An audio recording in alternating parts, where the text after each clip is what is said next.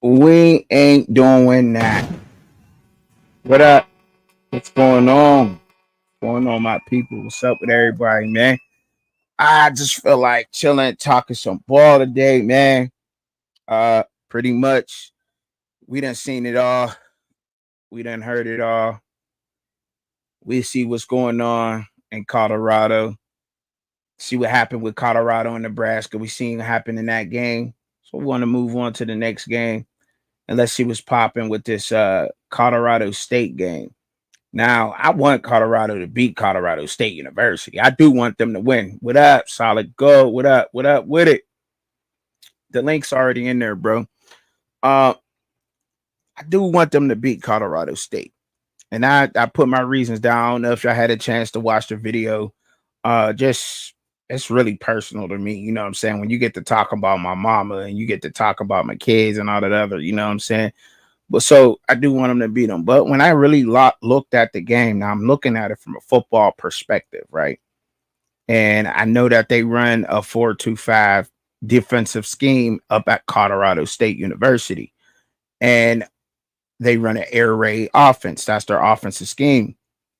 However, they're still able to run the ball effectively. What up? What up, brother Chicago? What up? What's going on? And they're able to run the ball effectively. Out of a air raid scheme offense. Now, an air raid scheme offense is just what it is. It's a lot of passing plays, different schemes to get the receivers open. And what I noticed they were doing, like if they're on a certain side of the hash, right? They like that because the boundary side is the side closest to the sideline, and they like using their tight end with some eye candy, sending them in motion. Um, and I believe they do that because they want to see if the defense is in man or in zone. Also, it opens up things down the field. Like, for instance, your cornerback might be on that field side. If he sees that tight end running towards the flats going in motion, or that receiver, whoever it is, to the field side, that cornerback will have to, you know what I'm saying, come up to he's going to come up. Somebody's going to come up, and there may be a route right behind that defender, whatever defender that is. There's a route that opens up. See, and I'm noticing more and more as I learn more about the football aspect of football, if that makes sense, right? um Receivers are used to open up other routes for receivers, and they do that a lot in the air raid scheme type of offense. And them running the ball, being able to run the ball effectively, and the way they use their tight ends up at Colorado State, this is a scare for Colorado. I do want Colorado to win, and I think they should win this game. You know what I mean? I honestly do, but I'm just like, when I'm looking at it from the film, I'm like, man, this could be tough. If that offensive line performs, does not get it together, or they don't make the right adjustments far as their offensive scheme, and they got multiple offensive schemes that they can use up at Colorado. They have all the players, right, to do so. But if they don't figure out what scheme they want to go with Colorado State, they could be in for one. And I noticed that, and I know we are thinking like they could just pass on Colorado State and win this game. Well, that's not necessarily true. Seeing what Colorado State has, what they did last year, they played Colorado really good because Jay Norvell and that coaching staff up there was able to, that 4-2-5 that they're running. They always have a corner that's acting like a linebacker, like a nickel type of guy, and he comes up, and they use all kinds of blitz and different kinds of blitz schemes, twists, stunts to penetrate the offensive line. Pause. I did say offensive line, and that could be hard for Colorado to deal with because, see, that's how Nebraska was able. Sometimes they just straight bully ball Colorado, but they also were using twists and stunts and different types of, eye candy on the defense to confuse the offensive line on Colorado. And we knew that that probably would be a problem with Colorado because of them being a new offensive line and them all being together for the first time. See, and that's where having all those new offensive line, that's where that comes into play at. They haven't played long enough with each other to know, all right, well, when we're in this type of, and there may be a certain blocking scheme that they could be using, like say they're using a certain type of zone blocking scheme, right? Um, a certain person would know, okay, man, you got to double this guy because he may be sitting in the five technique or as a five tech, or he may be sitting as a three tech, and they would automatically know that with the longer that they've been together. But see, they haven't been together that long, so this can cause a lot of problems, man. And it's looking crazy. What's up, Zion? Zion coming in the building. I hit the wrong button. What's up, Zion? What's going on with you, bro? Good. Hey, man, just sitting here talking a little bit about different schemes that could possibly give Colorado problems in this Colorado State game. What's up, Brand man? What's good with it? Different kind of schemes that can be giving Colorado problems in this Colorado State game. Because we know that they run in this, that they have an air raid offense, but they're also able to run the ball effectively. Now, the Northern Colorado game, I wasn't really able to take too much from that because they just out talent them for real and out coached them. But when you look at that Texas game, I was looking more than just the 52 to the blowout score. I was looking at what they was doing well against Texas. You know what I mean? And they were able to get home on Conyers and get a sack on him in that Texas game, which is crazy to me. You know what I'm saying? What's up? What up, Solid Gold? What's going on with you, What's bro? up, Chucky Stubbs? What's up? What's up? What's up, What's panel? up, What's up? Shisha? What's What's up? going on? How y'all feeling? How y'all feeling, chat? You say what now? No, I'm saying what's up to everybody, man. Just chilling, enjoying my day. Ready to get Yeah, back to yeah. it. I noticed that. Hey, bro. I'm like, I seen on there. I'm like, I wonder. Obviously, we still got a lot to say, and I'm gonna get into all the antics and stuff later. But I was just wanting to talk about a little bit about this Colorado State University game versus CU, like the different problems that Colorado State can give Colorado in this game with the schemes and the way that they run this defense, because they run a 4-2-5, right? They run in a 4-2-5. But what up, Cliff? How you feeling? What's going on? I'm all right, trucking. Yeah, yeah.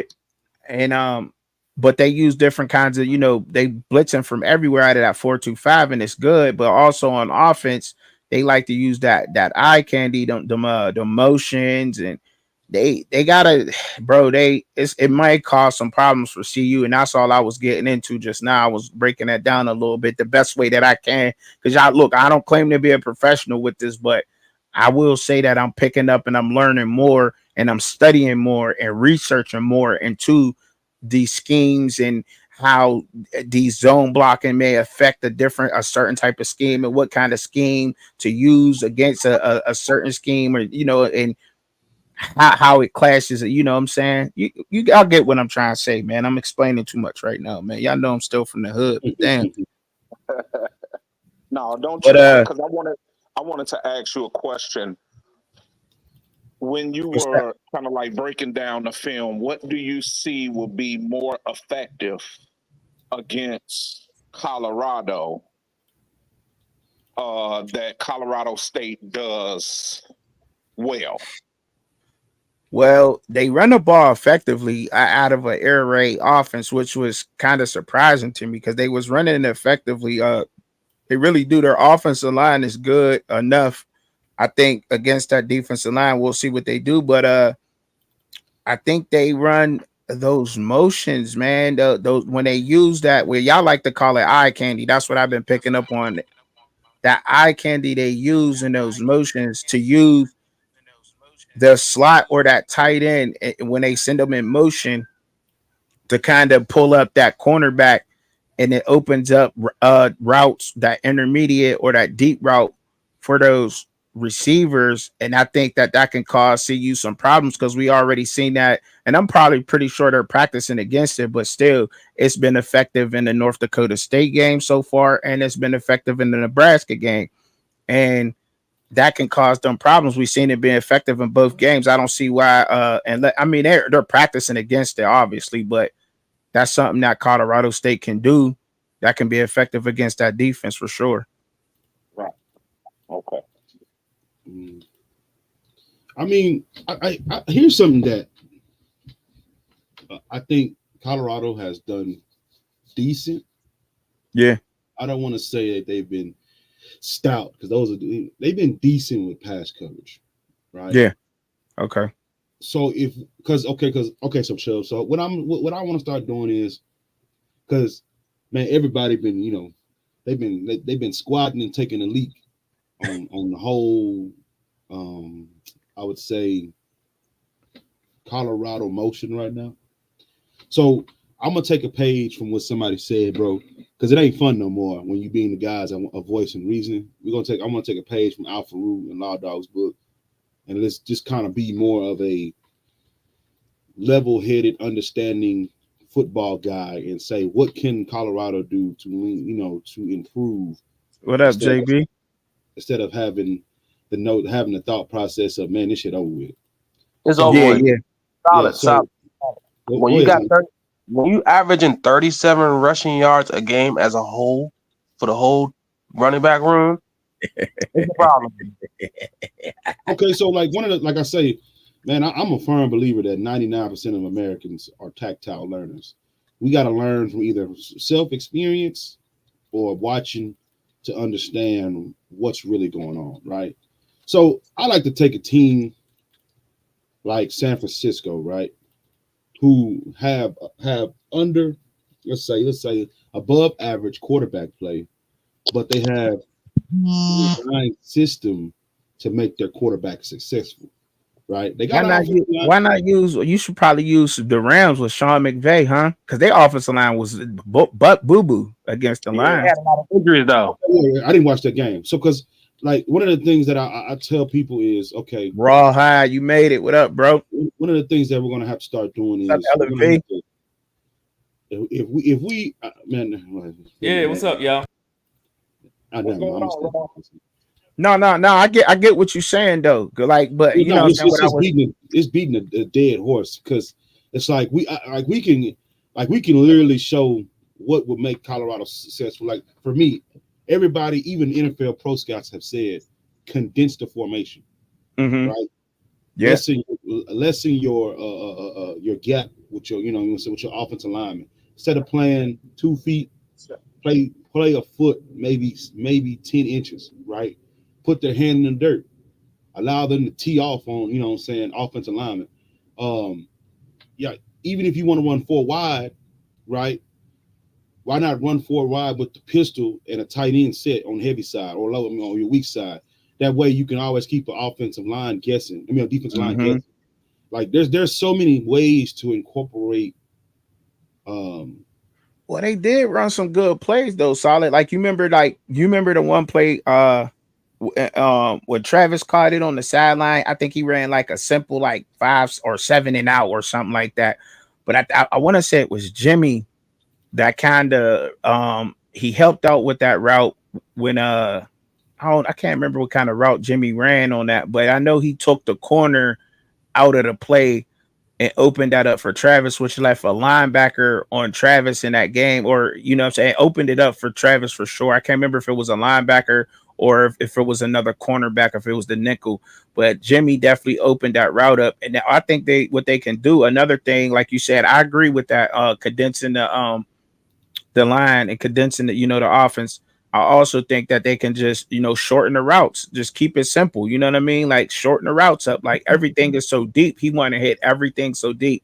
It's like either a flag or a post or, you know what I'm saying? We're seeing deep hooks and, which I call them deep comebacks. We seeing those why are we seeing a lot of deep comebacks?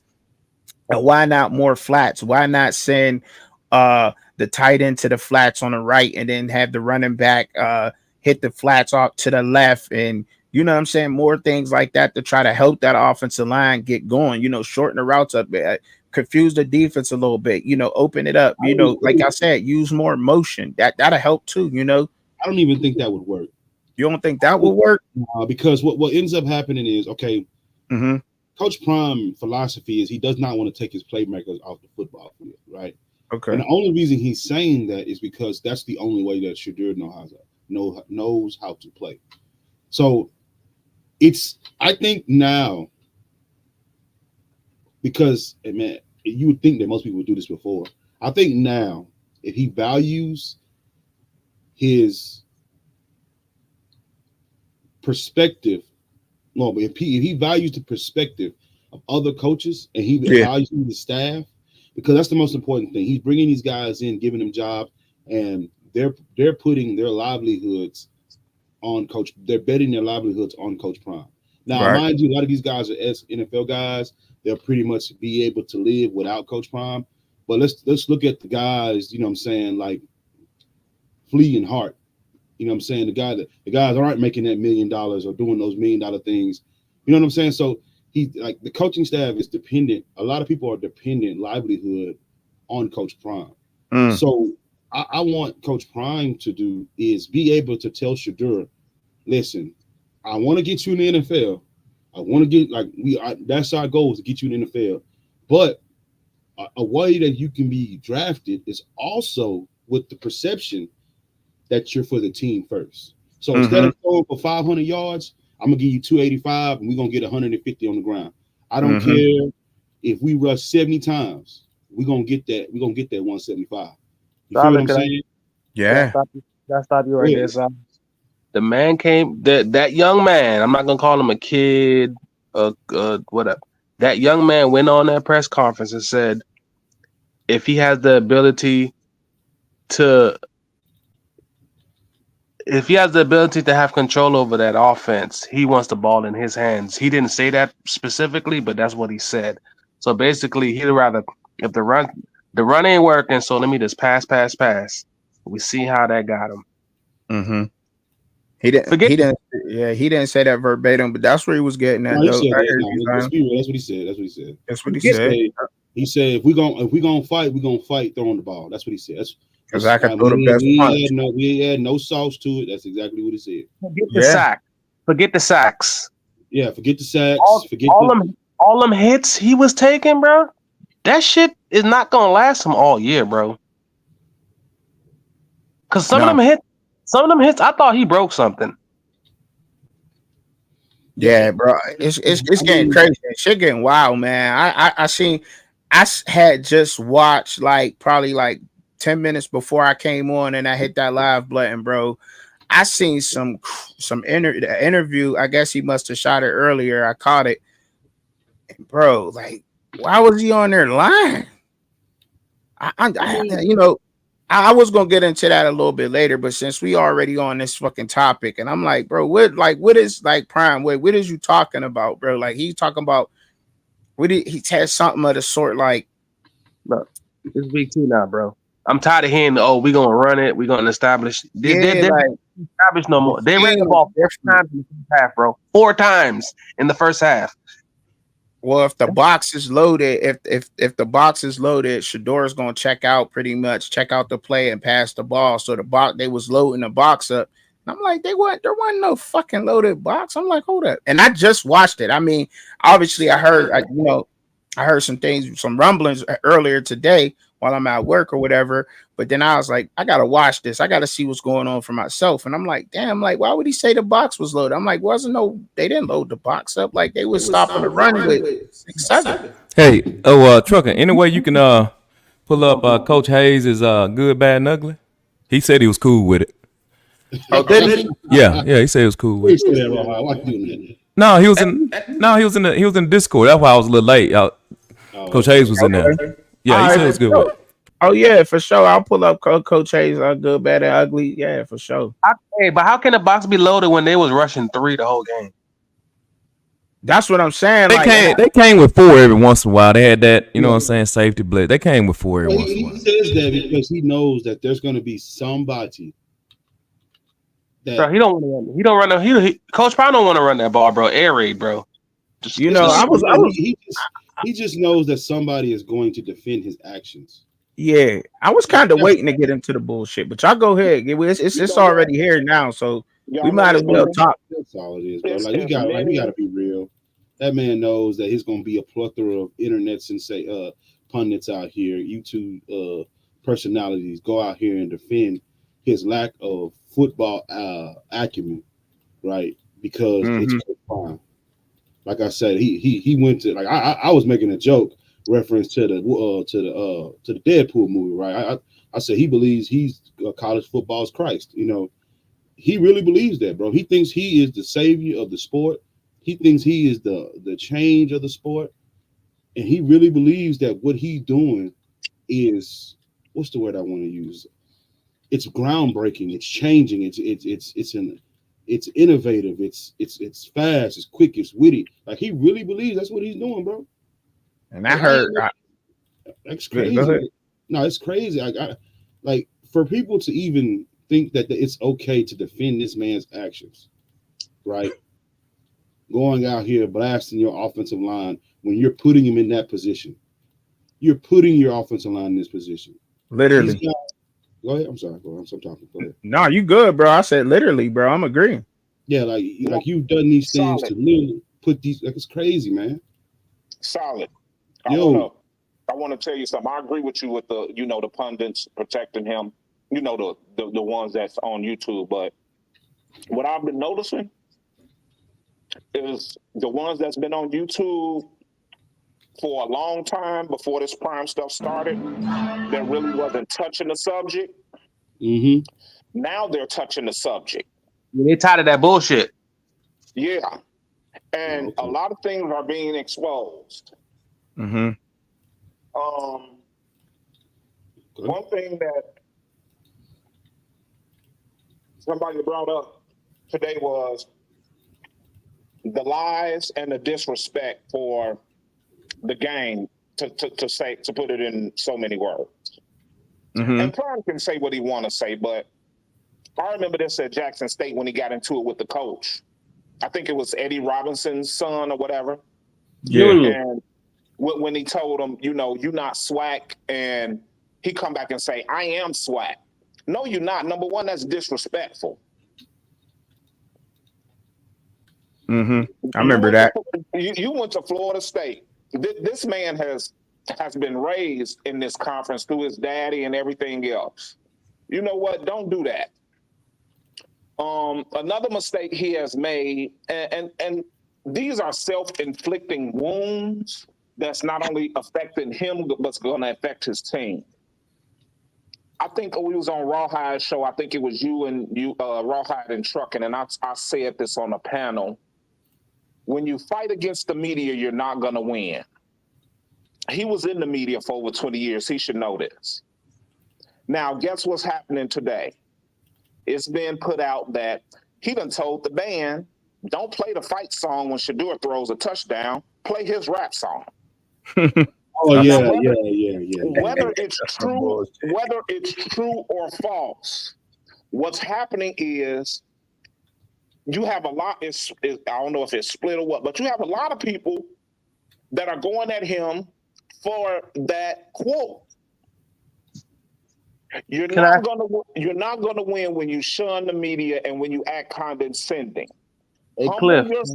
Yeah. Can I ask you something? Why we not hearing none of this with Fran Brown? Because Fran Brown is a humble man. Dion has never been humble.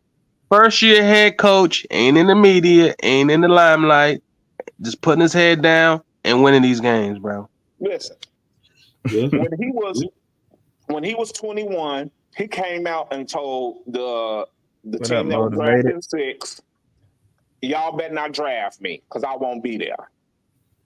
He wasn't, true indeed. Yeah, he was playing baseball.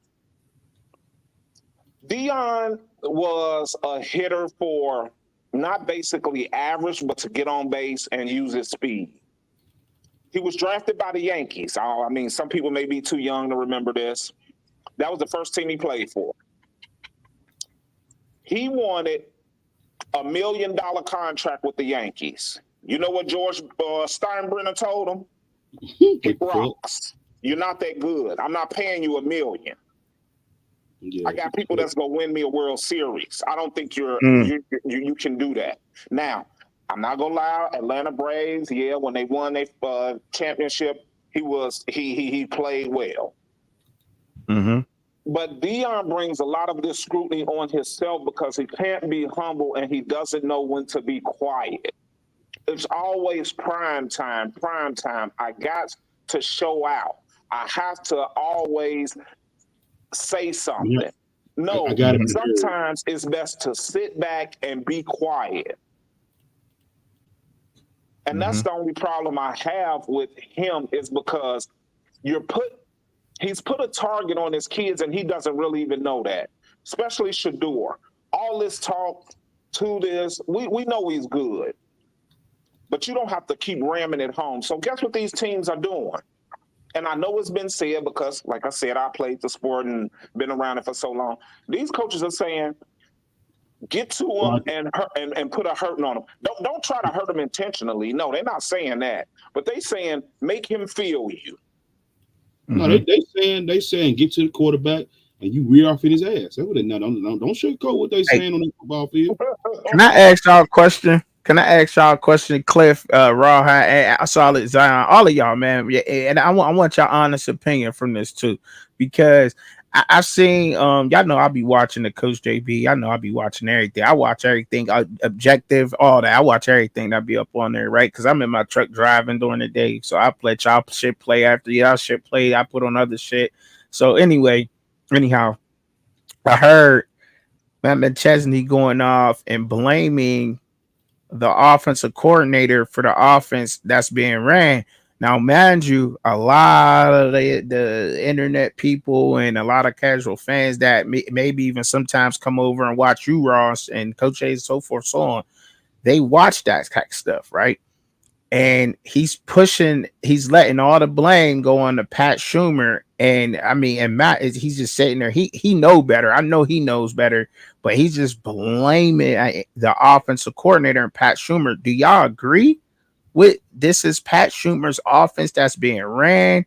Should Pat Schumer be taking the blunt of this or what? What's y'all take on that? How do y'all feel about the offense? Can I go first and then I'll let y'all go? Go ahead. Pat Shermer calling the offense is the reason why he has not coached in how long now? Who? Pat Schumer? Shermer, yeah. Schumer. I don't vanilla. know. He's vanilla as an OC. Like he doesn't have any pizzazz about him. These past few weeks is just like the offense is nothing. It's one dimensional, bro. It's like, what the hell are you doing? There's no spice to it. There's no umph. There's no nothing. So it's like, okay, Shador's gonna pass. All right, what else? He passes, he gets sacked, he gets pressured, he gets hit, he's running out he's running for his life. He's getting ran over. He's throwing interceptions. Like this Sunday or this Saturday. See you lose, bro. Here's the problem with the it's not his offense, Zion. It's okay. So okay, hold on. So I agree sort of with you can put some blame on Pat Shermer because here's why. I have been telling people, and I keep telling people this. Pat Shermer is running the offense, which Deion has said he wants to be his scheme, right? His job as the offensive coordinator is to show Deion what he can do with the scheme that he wants to impose on teams, right? And see how he can be innovative with that scheme. So there's a 50-50 fault on this because Deion Sanders, you have not changed your scheme in how many years since you've been in Trinity? And also Pat Shermer, like Zion says, you're bringing such a vanilla-based offense that is really not hard to stop or play defense against. You feel what I'm saying? So I can understand why people say it's somewhat Pat Shermer's fault, But at the end of the day, Coach Prime had the ability to bring in a guy who was young, who was probably a GA, who probably I'm pretty sure that there were so many, like Sean Lewis was that guy, right? I guess I said Sean Livingston. What's his name? Sean Lewis. Yeah, he was that guy. He was the guy that was quote unquote so innovative offensively that he was supposed to be touted as the next head coach, right? When you have no idea how, because this is how I know Coach Prime does not have any idea of what it means to run an offense. You don't do the bare minimum to put your men in position to score and actually put a productive offense on the football field.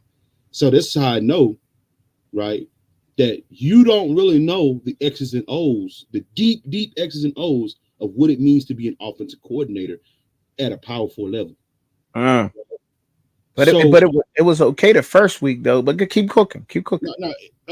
So for me and you and everybody else that can kind of understand that, it's mind-boggling to me that you would have bring in a guy, right? And I didn't like the Pat Shermer, but I didn't shit on it. So it's mind-boggling to me how the people around you would allow you to bring in a guy who was fired from not only one, not only two, but 3 opportunities to either run a franchise or run an offense in the NFL. You have been at home almost 10 years. You've been at home for a while, bro. Yeah, you've been at home almost 10 years. The game passed you by. That was the quote unquote reason why you could not get another job. The game had simply passed you by. Why on God's green earth did the people around him even think that was cool to allow him to do? I want to add on to what Solid was saying. As far as as far as Deion's coaching acumen goes, I'm gonna kind of do a little timeline. Deion played corner, right? Shut down corner on the island, right? Yeah. Mm-hmm. So when he gets into coaching, offense is really not a specialty. Defense really should be, correct? Correct. Kind of. Yeah, okay. Correct. That should be. He's been coaching now for, let's just say, has it been a decade, 10 years, or maybe even longer? You can say that. I mean, just totality. Okay. Starting out at we're not going to even do pee-wee level. We're going to do high school. I don't know what his title was before he became head coach or whatever. He didn't go through the process as far as knowing how to run an offense. I think what he went with was an open style offense with his son as a quarterback. His son is talented. It worked at a certain level, even though in most cases you're not playing top tier talent where you're from because of your school situation. Mm-hmm. So you were pretty dominant. You go to Jackson State, you're famous, you get better players. It works there because you're just simply better. You come to a real Power 4 conference and you're getting smacked in the mouth. Now, I agree with you, Solid. Shermer did get very vanilla later on in his career. I think the reason why he was even able to stay around even that long was, the family tree. But his offense, the last time his offense was really effective was with Minnesota. Mm-hmm. He did a lot of different things. Double tight, jumbo formations, wildcat, trips bunch, even sprinkled in fullback here and there.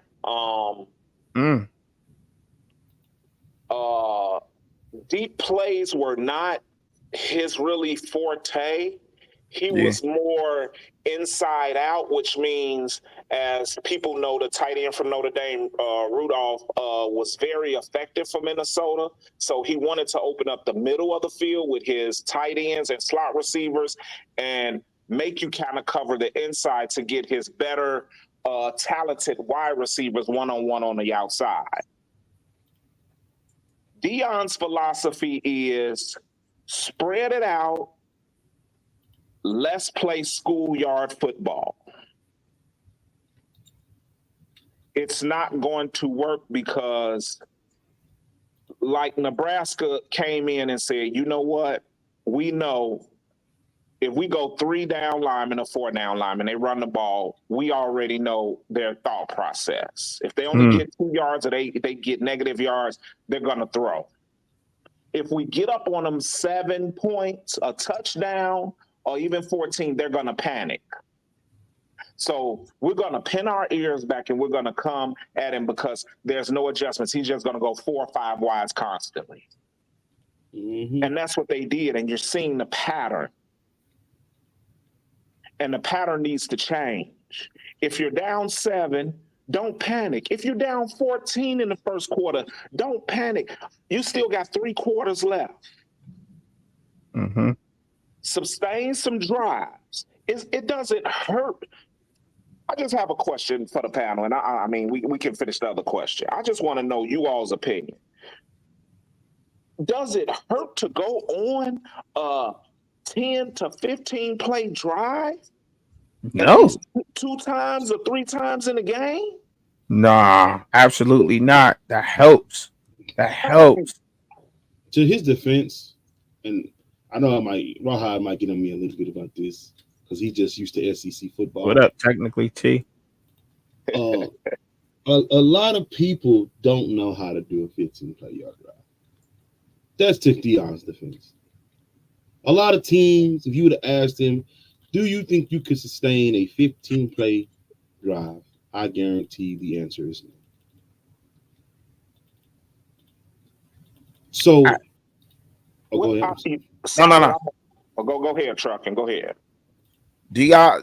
I want to ask one question about last week before y'all get up into the thing, man. Do y'all really think that CU's defense stepped up in the second half, or do y'all think that Nebraska just said, you know what, we just holding the lead for the rookie quarterback? You know what I mean? Which one do y'all think? What was it, y'all?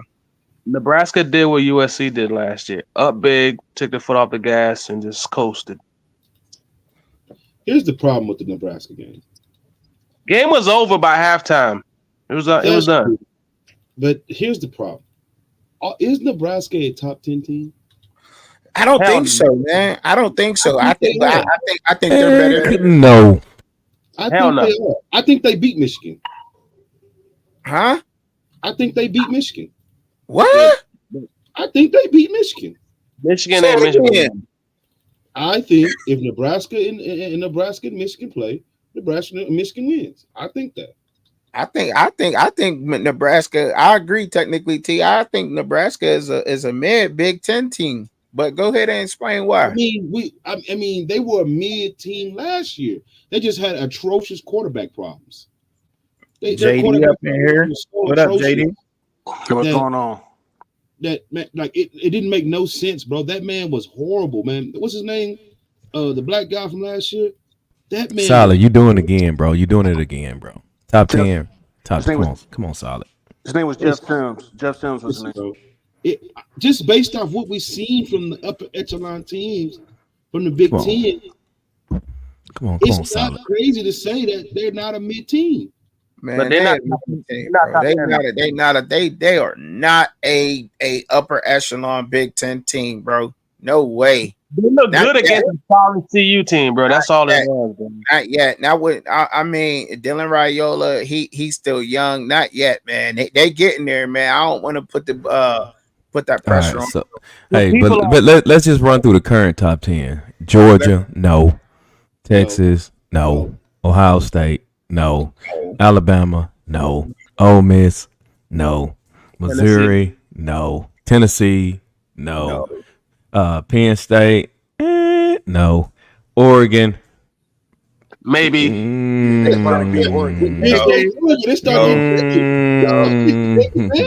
right, okay, I'll say. All right, I'll give you the no, but okay, it give me cause to pause. But Miami, no. The way USC look, hell no. No, Yep. USC gonna beat them like a drum. So okay, let's take away top 10, top 15. Hell All no. right. No. We may be able to No. squeeze that up in there somehow. They did look better than Oklahoma State though. Oklahoma State looked bad at the beginning of the Arkansas game, but they came back. But They Are they better than Utah? Absolutely. Yeah, they better than Utah, bro. Absolutely. Hell yes, they are. I'm a bad person to ask though, Zion. I'm a bad person to ask. But Rob, I'm saying, people are praising them for beating CU, but CU is a bad team. It's not the fact that did you beat them, it's how you beat them. Right. You see But I'm saying against top talent. I'm not talking about no one or two players. Oh, Jimmy Horn, Travis Hunter. I'm talking about a team. I think they top 25 though. Yeah. I agree, Raw. I agree with that, Raw. I think you could put Nebraska somewhere in the top 25. I think you could fit them in there somewhere in the top 20. I think you put Nebraska 15 to 25. They actually rank 23 and 24. So yeah, 23. I like that. I like that. But should they Nebraska at 21? You can put Nebraska at 21. Should they be in the top 25 out of those two wins? Because they played two sorry teams. I like that. Well, I mean, all of it's speculation at this point, but how they look, yeah. I mean, they 23rd, they 23rd, and I think in the AP poll 20 look like they are 24 in the coaches poll. Yeah, it's the eye test, Zion. And I have to say that too. Technically, T said he got him at 17. Motivated, dedicated. That's too high. JB said no, they are not top 25 today. He said, and JB also said they are not better than Utah. I don't. Utah. We got to see them as a formidable team, bro. Because we can't just beating the dog shit out of CU when we all knew CU wasn't. They got Purdue next. They got Purdue next, right? Bro, they could lose to Purdue, bro. Fucking right. No, they can't. Fucking all right. Watch what Purdue. All right. No, they can't.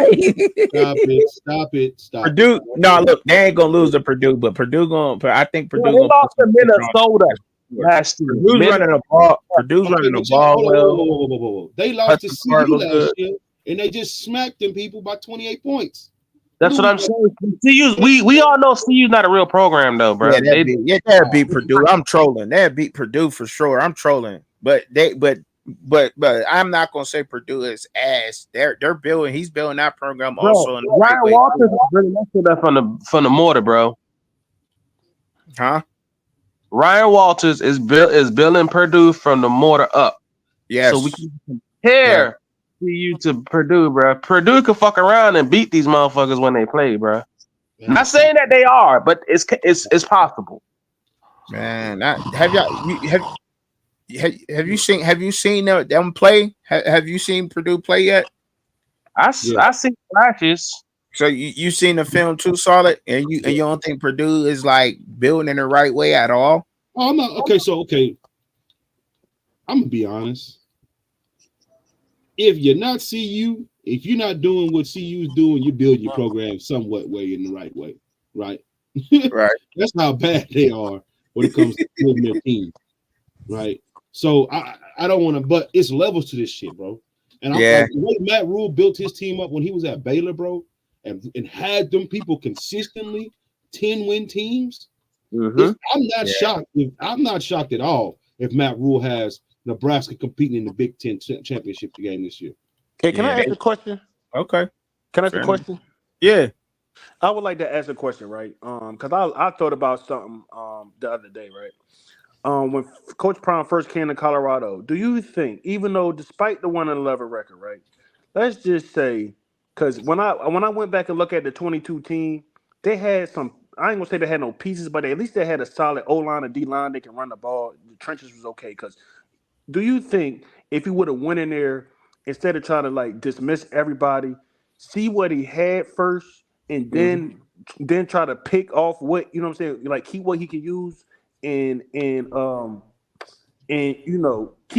what he you know what I'm saying, keep what he can use and get rid of what he can't. Oh wait, whoa. Let me have this one. Let me have this one because Go ahead, Rob. I spoke on this and they beat me up so bad. The next show I had to put bandages on my head. Okay. Hold on. I told them. I can tell you, I was talking to my girl Kai, and I was talking to, was it BP? It may have been BP.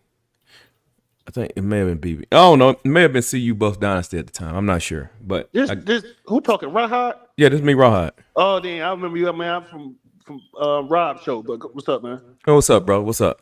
But yeah, so I talked about this, bro.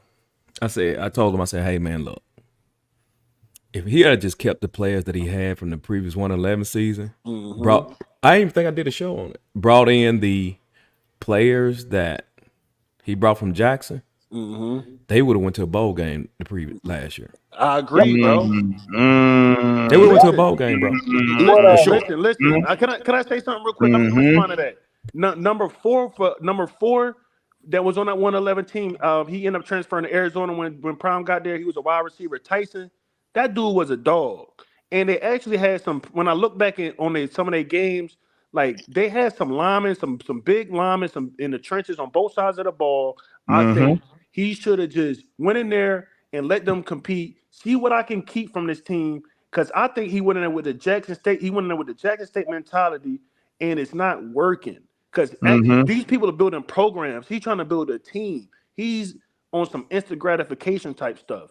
Instead of just it's going to take longer to build what he actually wants to build. Because in my opinion, humble opinion, if he resigns or they fire him, you know, CU is going to be worse than what he found it. If we being honest, because once he leaves, it's going to be a mass exodus. And if the only way, it's going to be a revived program, they're going to have to hire somebody like maybe like Urban Meyer, maybe something like that. It's going to have to be not like a big name, a big college name. You know what I'm saying?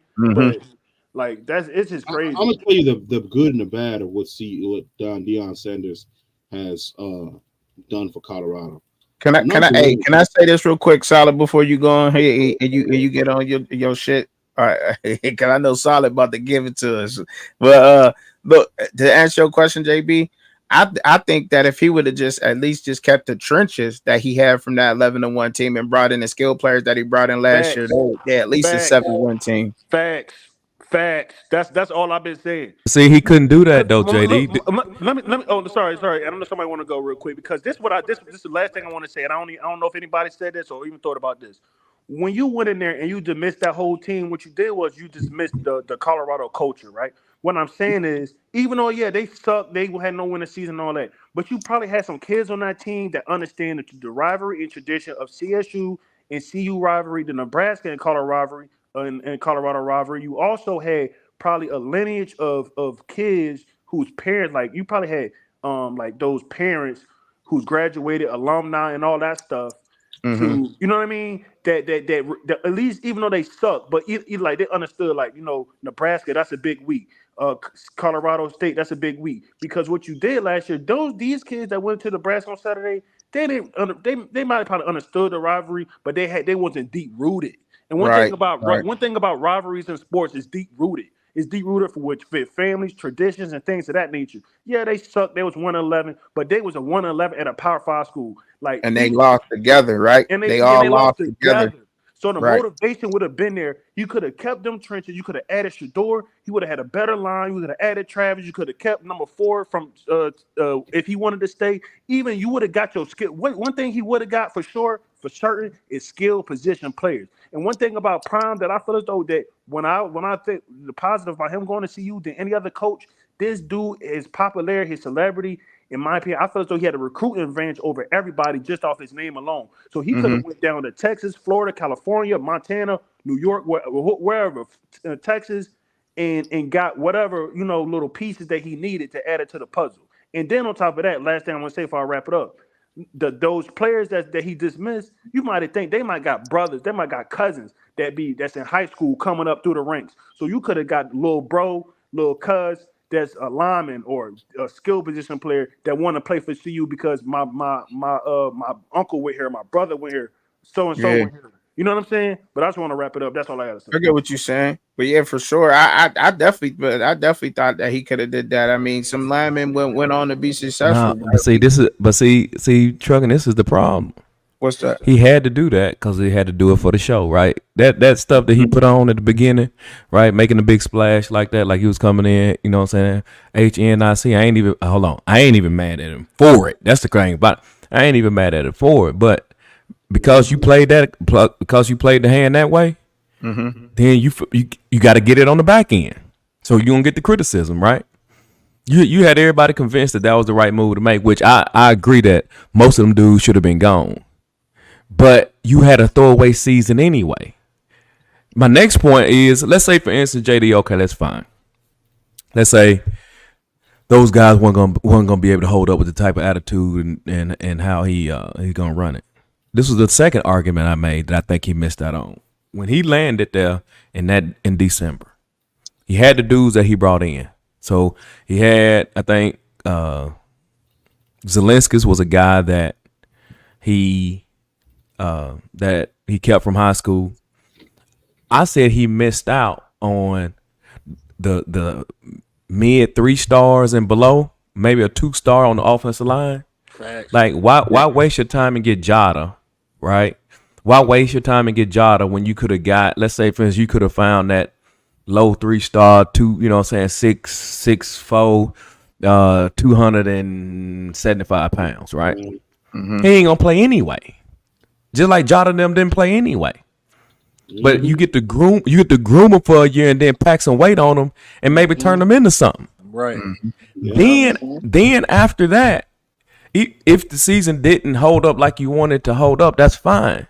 Right. Then if you thought Savion Washington was like that, you should have got on your knees, whatever. I'm adding color to it, but you shouldn't have let him get out the door. You shouldn't have let Van Wells get out the door. So now you got Van Wells, you got Seaton, you got Savion Washington, you got Tyler Brown, you got Hank Zelinskis, and whoever else that he could have brought on board as a three that's been in your program for a year. See, now you solid. It might not be the best thing coming, but you solid though. Mm-hmm. JD, I think that's where he fucked up at. Me too, bro. But I agree 1,000%, man. Like he thought that Jackson State stuff was gonna work, and for completely dismissed the whole idea. I already got, even though I think he was so focused on the record and forgot. I already got D1 FBS caliber trenches in this room. Because let me say this. I'm sorry. When he was at Jackson State, this is why this O-line and this trenches thing is so shocking, right, to me. Because I remember at Jackson State, he did an interview, and he said, they asked him, they said, do you think you want to move up to play, bigger schools and bigger conferences? He said, verbatim, he said, oh, I'm ready to move up. See, I already got the piece on the outside.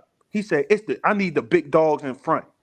I need the dogs in the trenches. He said that. And for you to move up and not be the main priority is very shocking to me. Because you knew at Jackson State, if you wanted to move up, you needed the big dogs up front. You moved up and got these mid-tier FCS, lower FBS linemen.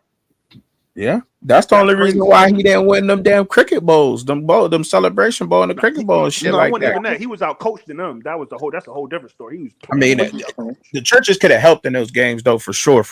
You know what I mean? But South Carolina State ran that ball up and down that field, our first celebration bowl. Sure did. I want to say something. And Shiloh was getting burnt in coverage. That's what I'm saying. So if you had had a D line, you know what I mean? That's what I'm saying. Like you right though. He knew it, JD. You right though. He knew that. Go ahead, Cliff. Who was that, Cliff? No, I want to say something, right? I'm speaking on the offensive line thing, right?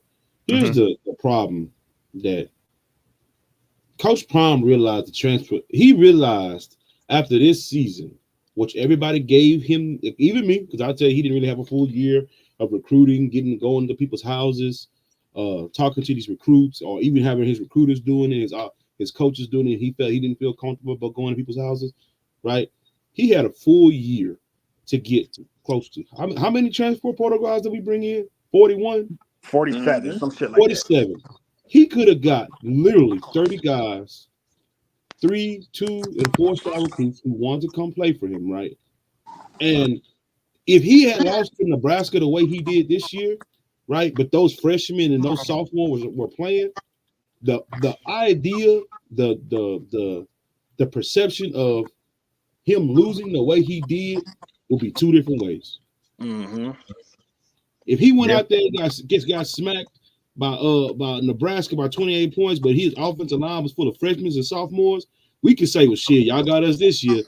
Next time we see y'all ass on that schedule, they ain't gonna be the same thing. You feel what I'm saying? Mm-hmm. And he didn't do that. He literally he put all his chips into recruiting Transfers. Has been. These dudes straight up has been. Like what Zion saying. These dudes straight up booty. No. Like Rod just said it. Savion Washington is missed at right tackle right now. Van Wells is missed at center right now. You could have used those. Zelensky could have been the backup. Tyler Brown would have kicked him to guard and kicked whoever else to guard and had Seaton at the left tackle, bro. You'd have been Gucci. Mm-hmm. But no. Yeah, that was an epic failure on that end, bro. He fucked that one all the way up, bro. Hey, do you think this O line? failure. Which do you think this O line is better than last year's O line? Hell no. They suck. You don't think they're the same? I think they about the same. They the same. It's the They same. sorry, bro. Bro, right. And then if you being real, the right one was on the wall in the SU game. People want to talk about, Shadur got sacked one time, la la la la. Bro, he was still running for his life. People want to talk about that pass he made to Webster. He was on the move. People want to talk about the results and not the cause of the results. He was on the move. He was back there. The only reason why he got sacked one time because NDSU couldn't get home. It was right on the wall. The NDSU was running the ball up and down the field all night long. People want to talk about. Nebraska. They shut them down second half. No, in my opinion, my humble opinion, people may crucify me for this, but I don't care. Stand on this hill alone. Nebraska Nebraska surrendered. They threw the right flag. They threw the white flag. They threw the towel in because they knew they could protect the lead. The league. They did that to hold the lead. There's nothing. They said you had his way with CU defense, bro. Bro, they said we can oppose our will. We have no reason to impose our will anymore. This is an unfavorable matchup. I wouldn't go as far as saying that, Zion, but I would say that they had the league. I mean, there was no point. Why am I saying that, Chubby? Chubby, why I'm saying that? I've been praising. Oh, they got this pass rush. They got this pass rush. That pass rush these past 2 games is not very good, bro. I said this on another channel. He proved to me that he does not want to run the ball. With his statement today, that let me know he is not really thinking about the run. When he talks about the run, what did he say today? I didn't see what he said today. Basically, he ain't running the ball. He passing. He said this. And I can't quote it exactly, but it's similar. He was asked, do you think offensive linemen prefer to run the ball or pass? He said, no, I don't agree with that. Oh, yeah. And you heard, and you kind of heard, huh? And then he was like, no, I necessarily don't agree with that. He was like, and then he goes to say, ask my lineman. Ask my lineman. Now, he said it wasn't true, Cliff. He did say that, Cliff. He said he was asked a question. He said, do you think your offensive line likes run blocking rather than pass blocking? Yeah. You know, and I played offensive line. You want to hit somebody. You don't not always want to catch or be hit. What type of sense does that make? And then I never played offensive line, but it seems like a lot of offensive linemen, you know, they know, I guess in the pass blocking, I don't really know. I never played O-line before. I played 3 snaps in Pop Warner. That was it. I moved to running back after that. But anyway, as far as like pass protection, like I know you got to like anchor down or something like that. And I know a lot of like, they don't like doing that all game long. They don't. No, because that shit is hard. Could you imagine sitting still in a squatting position and I gotta take your impact. You Right. moving towards me because you're not allowed to move forward Right. in the pass block because you're a legal man downfield, so you can't move up. You know what I'm saying? Right. You got to take the impact, Right. and then when you get the run block, it's like, oh yeah, I get to go fucking Right. pancake Right. this motherfucker, Right. go for safety, get everybody. The Talk about pancakes, the pancakes You know come in the what? run game. The pancakes Right, come in the run right. game. That's what offensive linemen are happy about. They Yes. want to see pancakes on the field, on the film. Yeah. And it's Don't nothing crazy. make an offensive lineman happy than You when right. he puts a defensive back, Lineman safety on his linebacker on his back. Yes. Right. Mhm. Here's the problem. It's not necessarily that offensive linemen don't like pass blocking, right? 'Cause that's not a true statement. What it is offensive linemen like to see their offensive being productive. So let's take a page out of Patrick Mahomes' book, right? Now they throw the football 60 to 70% of the time, right? But what their offensive line knows is that they have somebody underneath center who can give them production. So there's not a whole lot of complaints. You feel what I'm saying? Right. Like that to me, I don't understand why people believe that CU just, I mean, like, how do I say this, man? Because I don't You really played the O line solid. I played it in middle school. I didn't play high school. High school, I played. I would like to ask Law this question. not This taking that type of punishment. This is a question for an offensive lineman. I need an offensive lineman to answer this question because I think what you want to know. what does an offensive lineman prefer to do? Pass block or run block? I heard run. We prefer to run block. There you We have it. prefer to push you back and make you fear us. Did you see them two old linemen this weekend You know what? It's an attitude as an offensive lineman. Offensive linemen are not soft. Offensive linemen are nasty. Mm-hmm. I mean, for days, I don't want to throw it. You're the nastiest, you're the stinkiest, you're the dirtiest, you're the smelly, all of that. Right. You do the grunt work and you accept it. And they love it. When you play in this sport, you're looking to put somebody on their ass. You're not constantly looking to be in a squatted position, stepping back, catching people, and all that the whole game. No. If it was left up to offensive linemen, if I'm going to dominate you, we can run the ball 50 times. Mm-hmm. Did you see them two old linemen that pushed that dude into the bench this weekend? Yeah, I see that. I forgot what team it was. I can't remember if it was college or the pros. I want to say it was college. I want to say it was Tennessee or something. First Michigan. I want to say it was that game. These two old linemen drove a dude literally into the bench on the sideline. When I play running back, they love that shit. You call a run play, they love that shit. They know. When I was in high school, our old linemen got passing grades. Right? Like they got a grade, right? Used to get a grade in high school. And our old linemen, they had pride in getting see like their numbers or how many pancakes they had, stuff like that. Like they probably like pulling. Yeah, and that's another thing too. That's the best part of it. Can I ask y'all this question? Do y'all think that these old linemen that CU has are very athletic? Because when I'm saying like there's no pulling of the guards or the tackles or the centers, there's no traps, there's no counters, there's none of that. They don't seem. I don't know. I could be wrong, or maybe we just haven't seen it. The most athletic starter that to me, I think Seaton is the most athletic starter right now. Yeah, I'm saying, but they don't. But seem JB, like how they gonna pull? JB, how they gonna pull? They're running four times a half. No. This is what I said, and I said it yesterday. You can't do something that you don't practice. Right. And I made this point because I asked the question. I said, everybody watch all these well-off media videos and everything. I said, do they have a 5-man sled?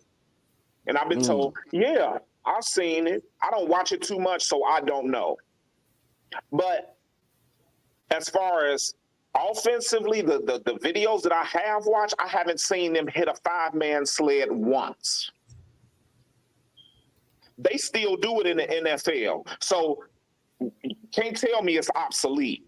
Because if you're an offensive lineman, a 5-man sled tells you two things. If you can't push the sled with your offensive line coach on it, you need some strength. And the other thing is it tells you which side is weak, either the left or right side, because if you're not pushing it straight, if it veers off to the left, your left side, the outside is weak. If it veers off to the right, your right side is weak. So that's how you develop run blocking. The 5-man sled is specifically for run blocking, because pass blocking is not difficult. What do you mean? Whoa. Wait, Cliff, what you mean it ain't difficult? I mean, I think he just coming from a simply like just saying probably just stand in front of a motherfucker. Don't let him touch your quarterback. Go ahead, Cliff, explain it. This is the thing. It depends on where you're at on the line. I mean, it's changed. I mean, offensive. See, a breakdown went like this yesterday. In the offensive alignment, you have the center, okay? Now, you have the guard. The guard is at the center's shoulder pad. The tackle usually is supposed to be helmet to helmet with the guard, but now what the tackle is, they're letting the tackle do is cheat. So he's either back at the guard's shoulder pad or a little bit further back. He's getting a head start for that defensive end. So what I'm saying to you is, as far as pass blocking, your hands have to be quick enough to come up. There's no drive. There's no push. There's no come off and get to the second level. Only thing you have to do is make sure your tackles get ready to form that outside cut for your quarterback to be able to step up in the pocket. You get your hands extended. Don't get your hands beat down. That's when you get beat.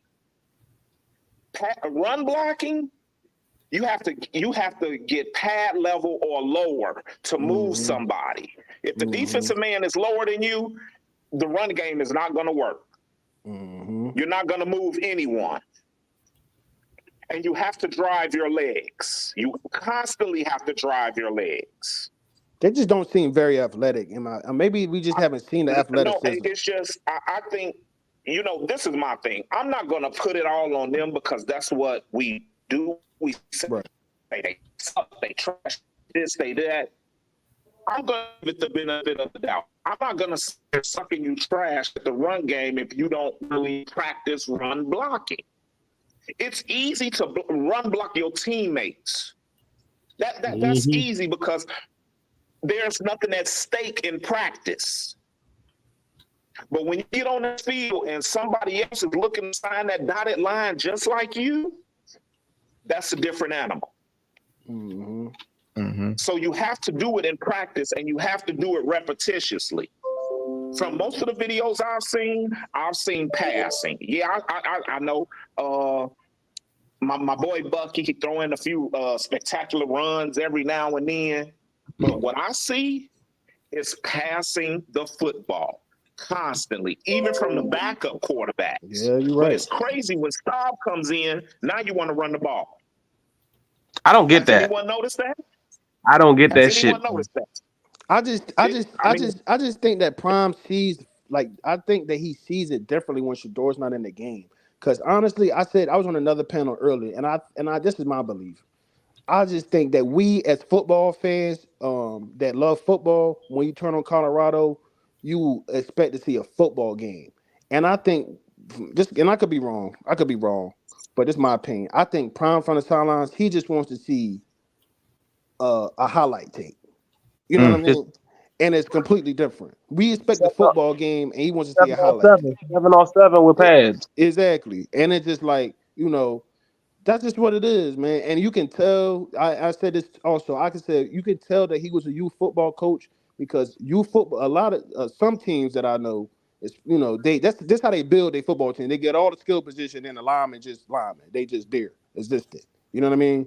So you can tell that he could definitely coach some youth football because this is how Colorado was built, like a youth. Chubby, did they establish any of the tight ends at Nebraska? You said what now? Number 24 was in. Number 24. No, yeah. Did they establish any of the tight ends? Like play any of them? Did any of the tight ends? I saw the guy Smalls in the game. Number Smalls, 31 or 35, whatever number. Yeah, him and Hart played. They did a couple of run plays with them on the edges. I guess it was supposed to be double tight, but the alignment looked preschoolish to me. I thought they hit him on the Go ahead, trucking. I thought they had hit him on a flat one play 31, right? Yeah. Who wearing 31? The tight end. Real Smalls. Okay. Yeah, they hit Savell Smalls out in the on the flat one time. Him and it was I don't know if it was the running back or not, because we got the film here to watch it, but I think he hit him in the flat at one point in time. Yeah, for sure. Hit him late though, but I thought he threw him to him a little late, held the ball a little long. I think he was open way before. If he had hit him, I think he would have had some nice yak after that. He might have picked up that first down on that play too. The sad part about this team is they are averaging 37 rushing yards as a team. There was one point in the game they literally had 0 rushing yards. It was like 12 attempts for 0 yards. JB, do you hear what I'm saying? They are the worst running team in college football. I don't like at this point. I don't even think they can run the football. Like I don't even think Vic say I'm not taking no team seriously that don't have 150 yards rushing. Oh my God. That's what Vic say. Vic say he ain't taking you seriously if you don't rush for 150 yards, right? He say if you don't have 150 yards rushing right now in 2 games, I'm not taking you seriously. Man, and that's what we need to start doing. People need to start not taking this shit seriously, just not engaging in the Coach Prime talk, just letting this man figure that shit out. 75 rushing yards as a whole for the entire team in 2 games. Yeah, what happened? Yards rushing, man. I'm not taking him seriously, and I respect that. Chubby, how can we take that serious, Chubby? 75 rushing yards in 2 games? You can't. Like people don't be realizing Vic be shooting jabs. Right, he be shooting them stiff jabs, right? But it don't knock you out. That's why I don't. But when you sit back and really think about it, how can we take a team that serious when he ain't got 75 rushing yards, man? In 2 games? In 2 games? 2 games? Come on, man, that's crazy. That's crazy work. That's nasty crazy work right there, man.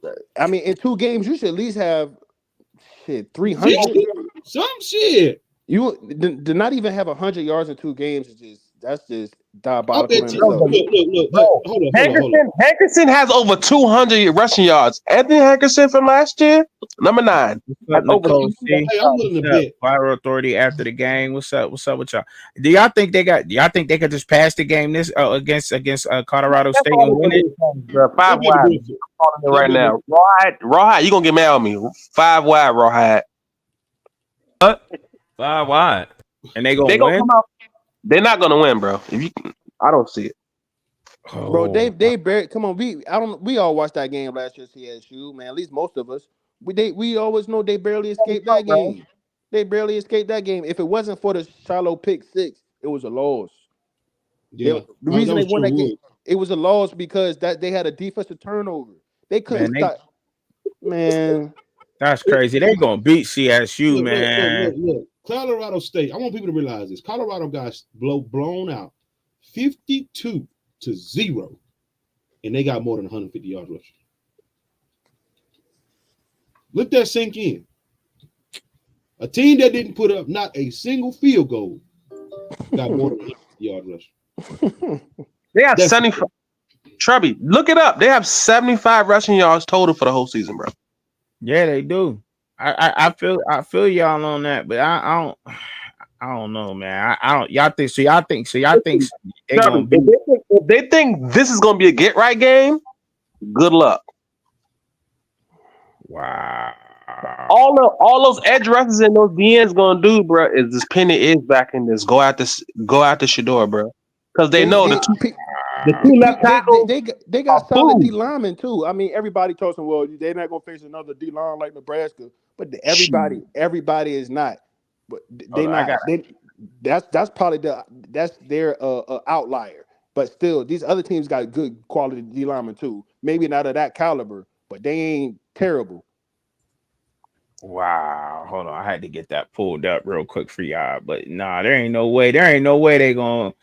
Ain't no way in the world they gonna just beat on them like they gonna. Y'all think they just. Chubby, the game went into triple overtime last year, bro. Triple. Was it triple overtime? Yeah, Yes. double. It was like double. It was double. It was double. Oh, triple, bro. It was triple. I thought it was double. Well, regardless, it went in the OT. Yeah, it was a triple overtime, wasn't it? Dang. No, it was double. It was a double overtime game. It was double. Yeah, it was It was double. double. Yeah, Yeah, it was a double. double overtime game. Yeah. That's what I'm saying, bro. We gotta start, man. I don't Yeah, want to here it beat. is. I see it. Yeah, here it is. It was a double overtime game last year. Yeah. I don't want to beat Coach Prime up, man. But come on, man. We got to be real with each other. Yeah, we gotta be accept real. mediocre anymore. Yeah, this we gotta game, be brother. real, man. All day. I mean, like, my thing is this, man. It's the fact that we're sitting here talking about the same problems from last year. At least if we're gonna have a problem, let's talk about a new problem, not the same one. Like the same few problems. The thing is, you can't get to the quarterback, you can't stop the run, you can't run the ball, and you can't protect the quarterback. You got four things that's wrong. That's You know that's what, that's JB? all fundamental football. You know what CU reminds me of? You know what? A toddler, like a 2-year-old, when they be like, "Oh, the terrible twos." Yeah. That's what it reminds me of. A little It, child just keep on doing the same shit, same shit, same it, shit, same shit, ain't changing, same shit, it ain't. just like it just like you dating a girl and you just ignoring red flags. You just know she a red flag. You just like, oh well, dang, I just don't see, like, I'll just give her another chance. Like, you just ignoring red flags, and that's what they doing. Like, they just ignoring the fact they had to run the ball. Like, you know what I'm saying? Like, this is crazy. I ain't never seen nothing like this. Not from no college football team. D1, this is ridiculous, man. And this is crazy. How much time have you been sacked already? You said what? How much times has Shadur been sacked in these 2 games? It's probably over 10 now, ain't it? No, Nah. it's under 10. He had one last week, and I think he had 6 this week. So it's about 7 or 8, something like that. That's a lot. How many sacks? In 2 games, Sacks. yeah. That's a lot, bro. You know Oregon State. Hey, you know DJU. I'm sorry for changing this. DJU at Oregon State got sacked under 10 times the whole year last year. It's still booty. But I think he has about like 30 hits so far this season. He's been hit about 30 times. That's a lot of hits, bro.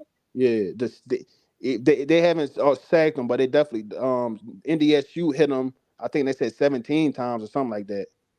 But no, I kind of look at that like a don't do the crime if you can't do the time type mentality. And the reason why I say it is because, bruh, you would not get your ass worn off like that. They wouldn't wear your ass out like that if you wouldn't drop back 42 times a game. And the thing is too, though, this is real life NCAA football. Like, I mean, at its real life form, like this thing is fantasy. Like, it's fantasy, bro. Bro, like this thing. Listen, they don't even. It's not even like. Not only do they pass the ball, like y'all go deep. Y'all don't have a short passing game. Like any quick outs, quick slants. Let me get a quick hitch. Anything. Y'all just want to go digs, drags, go balls, slants, posts. Like y'all don't have a short passing game. I mean, besides a little quick screen every here and there, but y'all using the quick screen as an extension of the run game. You know what I'm saying? A little bubble screen, tunnel, all that, and that's not working. That's not working because the run game not working. But JB, you know what's so crazy? Even with Travis Hunter, they still can't get over the fucking fact that they suck, bro. That's wild, because I'm saying here, because I'm like, I thought they need to add more of that, man. There was a nasty play, man, where they had, man, but I want to get playing this film so y'all can see it, this good, bad, and ugly from Coach Hayes, so y'all can see what's going on. But I was trying to wait because they probably gonna try to take out the whole. They probably gonna clip the whole segment, but or whatever. But YouTube is. But yeah, there was a play where they had a scheme and it was nice, but that's what they need, more schemes to open up. They have no short passing game at all, bro. Yeah, like no short everything is passing. deep, bro. Yeah, and if it ain't deep, it's a fucking hitch. Like, damn, like what the fuck? Like you going that's all you running is hitches? Right. That's it? Comebacks and hitches? Like, Where's come the on, drag? man. I mean, I haven't seen a drag route this season. Maybe I missed it, but I haven't seen a drag route or No kind of concept to no open up. concepts. No concept, no route concepts at all. Only like one or two plays they got like that. In the passing, That's what I'm saying. I'm calling it right now. I'm calling it right now. Where the post What was you corners? saying? Where the deep dig? I said I'm calling it right now, and Raw have been saying it since last year. Amario Amelia is gone after the season. Now, what was you saying about what was you saying, Cliff? Cliff, what you say? You know, when you were talking about route concepts, where the post corners, where the deep digs, where are the stop and go routes, where are the route You can't run a stop and combinations? go. You can't run a stop and go. You ain't got time to. You ain't got time to throw a stop and go. Okay, well, okay, yeah, that's true. Where are your route combinations with your Y and your Z? Where But are your scissor routes? he You know can't what I'm do that. saying? By the time he hiked the ball, Tyler Brown is in his lap. Right. Well, see, we keep, you know, we keep hammering that home. He don't have time. He don't have time. You know what? The reason why he don't have time, if I know what you gonna do before you do it, that means I'm 10 steps ahead of you. Mm-hmm. So defensively, if I got some people up front that know how to get to the pass, to get to the quarterback, and I know you're gonna pass, that's the easiest thing for a defensive line to know. I can pin my ears back, and if I know I can beat you one-on-one, I'm gonna do it, because guess what? Eventually, you're gonna start getting tired because you're catching me all day. Yeah. I mean, and we've been sitting here for the past couple of minutes hammering this whole O-line situation, but we also have addressed the other situation. We also have addressed the situation that sometimes a few of these sacks has been caused to his own doing by holding on to the ball too long. Ball too damn long. Holding on to the ball too long. That's been his problem since Jackson State. That's a problem that he hasn't worked on in 4 That's been his years. problem since high school. Yeah. So, I mean, the thing is, you've been holding on to the ball too long, and you worried about your completion percentage. Shannon Sharp said something on Nightcap that was so true. He was like, he worried about his completion percentage, you know, and you taking a sack instead of throwing the ball away, and you worried about when the pro scout see you got a hop completion percentage instead of worried about, like, you know, did he make a good play? Did you throw the ball away instead of taking a sack? Like, Throwing that's the ball away is a good play. it's a Shit, good that's a good play. play. Who? In certain situations, if you get put in that situation to throw the ball away, shit, that's a good play. How Because many that's what the times? scout's going to look at. How many times has he honestly threw the ball away? I seen him throw the ball away one time. One Yeah, He's one time. always time. looking down. He's always looking downfield for that big play, bro. Exactly, bro. It's It's getting to the point. impossible with an O line like that, bro. It's impossible. He's not taking what the defense is giving him. He's trying to force his way down the field. It's like all right, well, I'm not going to take the 10-yard route. Let me get the 20-yard route. Like, Ooh, okay. So I got a good question since you're bringing up these points. Then, does that make him still the top quarterback in the draft? With He with with is. with with, with some of these? No, because we have to understand this, Diane. I understand if he has a clean pocket, and that's with any competent quarterback with a halfway decent arm, that he's gonna kind of shred you up. But the NFL concept, majority of the time, except for, you know, your few anomalies like Patrick Mahomes and stuff like that, is it was 3 stop, plant foot, ball comes out. 5 stop, plant foot, ball comes out. 7 step drop, plant your foot, the ball comes out. I think this. I think that him holding on to the ball, and because I think he is a top quarterback to answer the question. But the good thing about all of this, to me, in my opinion, and maybe y'all may have different ones, that the thing that, like, those things could be coached. You know what I'm Yeah, saying? To get the ball true. out. He can. The one thing I feel as though he's still a top quarterback. He still can throw the ball. He's accurate. He makes good decisions, and for the most part, he made good decisions. That He's very interception accurate. the other day wasn't a good decision, though. Yeah, He is accurate though. but it's football though. Every once in a while, you're It's gonna make a bad football. It's decision. football. Everybody make mistakes. It's You're football. right. You're gonna make a bad decision. I can't judge. For the most part, 90% of the time, you can count on Shador to make the right decision. Right. We can sit here and say that. You know, you're Y'all gonna know make what I think that's going to fuck him up, though, y'all? To be honest, that probably, you know, maybe it ain't really got nothing to do with football, but you know how these people get when they in these draft rooms and they get to talking about this and that little shit like leaving the field and that shit, that, you know what I mean, that bullshit that they like to throw out there. Well, they, you know, he did that, blah blah, you know, that little shit, y'all. right. That's Same all I'm shit saying. as Lamar Jackson. Mm-hmm. Mm-hmm. I just think that, Yeah. that stuff could be coached, man. He can be coached out of, let's get the ball out on time, because he can make every throw. He make it on time. He make good decisions. He's very accurate. So all the other stuff can be coached. So I still think he's still the top quarterback, because ain't even all the top quarterbacks. No quarterback is perfect. No quarterback is perfect. Well, You know what my I'm saying? issue, but my issue is force feeding Travis, bro. You got other weapons. That was the Yeah, whole thing, bringing in all these damn players. I'm gonna yeah, tell you who draft stock is really being hurt, and it's Travis. yeah. I was getting ready to say that, man. I'm gonna Oh, be honest, man. If I'm Travis, honestly, bro, I understand you like this whole two-way stuff, but man, you got a long season, bro, and Hey, hey, you're not is thinking that about true, Ben? Ben said that Miller deleted all. Mario Yeah, Miller deleted all of his that's what posts. I said. He's leaving, bro. He's gone, bro. That's crazy. He about to hit the portal. Hey, what he. Rawhide. whoa! He did what now? He Yeah, said he Rawhide. I deleted know you all gonna of his posts. That's what Ben said. He said Mario Miller deleted all of his posts. It's interesting. Or That's his wow. his Instagram post. that all his CU stuff is Hey, gone. do anybody know his thing? I don't know his thing. I don't know. I don't. Mario Miller. Hey, Benz, what's his Instagram or his X or whatever? Put it out, put it in the chat so we can get it pulled up. Man, Well, it's And crazy. Rawhide, you've been saying this for since last year. He gone. He gone. I thought he was gonna be going after this year. I thought he was gonna be going after the Gone. first year, to be honest. That bitch is gone. Yeah, that's crazy. Because how is he not playing over? I don't know, the freshman number 6. I He's thought gonna Goat get said paid. the goat said it's true, Raw. I just checked. Put it in the chat. Oh, he said it's on Marion 4. Oh, Marion 4 underscore. You That see boy it, Raw? gone. That's crazy. That's wild. Hey, That's wild. Tabby, I said this. I said this on someone's. Forgot what it was. Juju Lewis, run far away. yeah, bro. No, for Run real. He as might far go as to possible. Stay at Where he going? Where he going? He going to Nebraska?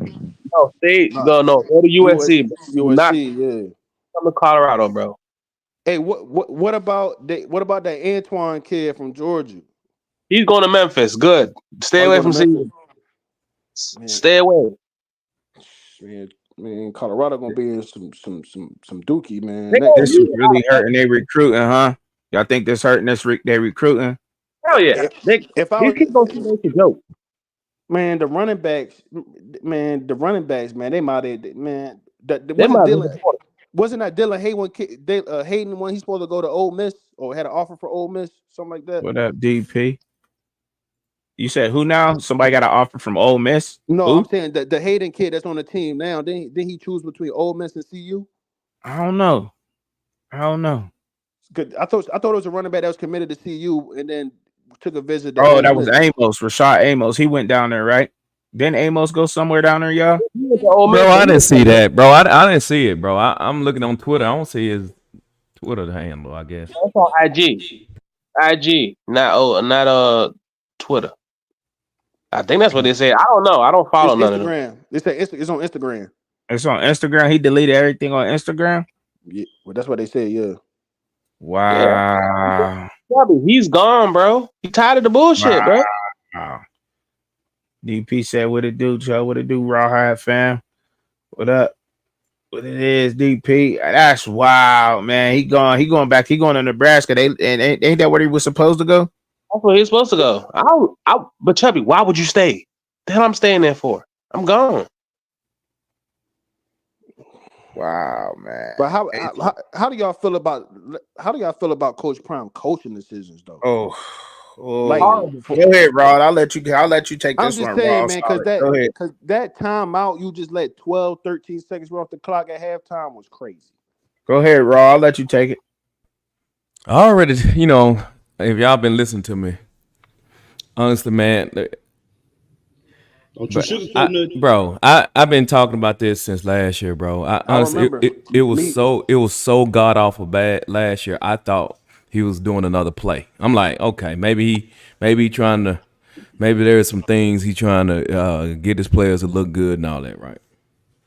So this season it got to be about winning. So Now, granted, even in that explanation that I gave last season, look how far I got to reach just to justify some of the most simplest things. But I digress. I But was then, I was I was on a panel with you, so I think I can recall some of these. But go ahead. yeah. But so then you come back to this year. Only thing this year is exactly like last year. We just in game 13 and 14 of the same season, bro. He makes the same mistakes, bro. Hey, no adjustment, bro. I literally listen, man. He's an outstanding player, bro. Best to ever do it at the DB position. But coaching is not for everybody. Right. You know what I'm saying? Coaching and that ain't bad. That's not bad. Magic Johnson couldn't coach. Let's just call it what it is. He was terrible at it, bro. So That's you. bro, yeah, coaching just ain't for everybody. And I don't know. I don't think he's a leader like that. I ain't knocking him, but there is something that comes with being said, you know what I'm saying, leading people, like or being a coach or a teacher or whatever the case may be. Bro, it takes a particular type of talent. Right. Or it takes some particular type of communicating. Telling people I did it and I'm trying to take care of you and this is what it is and how I did it, bro. There's a lot of nuances that go on today. Mm-hmm. It's more than that, bro. It's more than that. Yeah. I don't know. That's my point. I think it's bad. I think he has the motivational and all the other stuff. I think he does good in that department. I can't take nothing away from that. That what's on the football field, what's on the sidelines. I think Rahad. I think was Law Dog. Man, we said the same thing last year, man. Every time you cut the cameras on, people say, "Oh, y'all hating because." I said something last year when I was on a panel with you. I said every time they cut the cameras on, his headset is up. You never really see him engaging with the headset. Everybody was like, "Oh, well, you just hating because y'all making a big deal out of a headset."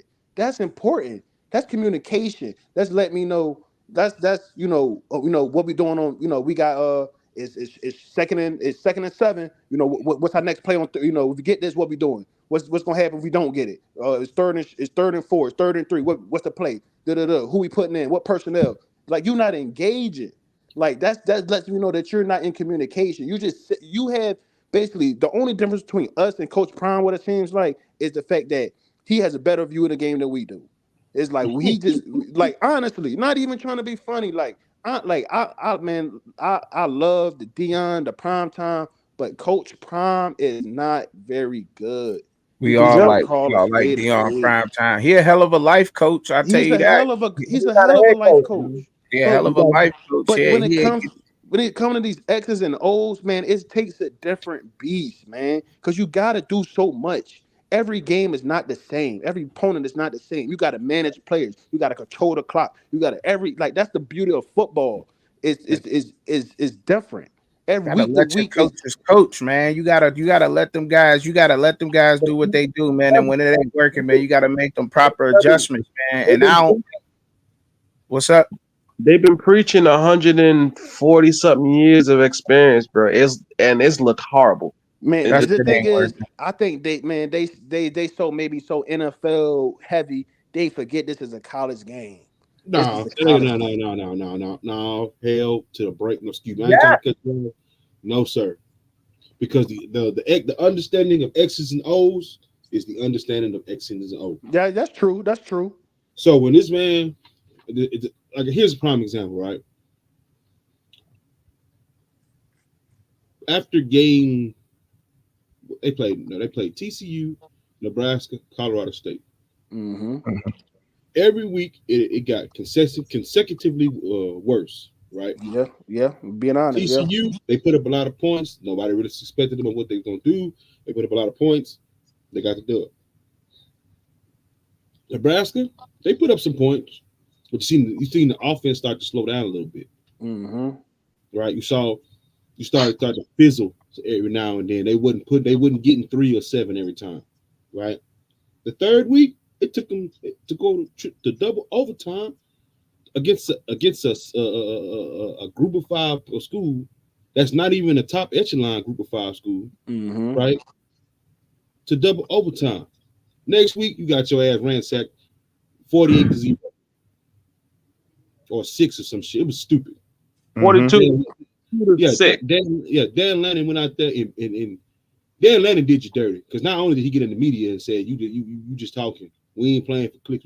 We playing on the field, right? We ain't playing for views. We playing football. That's what we doing, right? This is clipped and circulated all over the internet. People say you ain't a football coach. You just a guy with a golden whistle, right?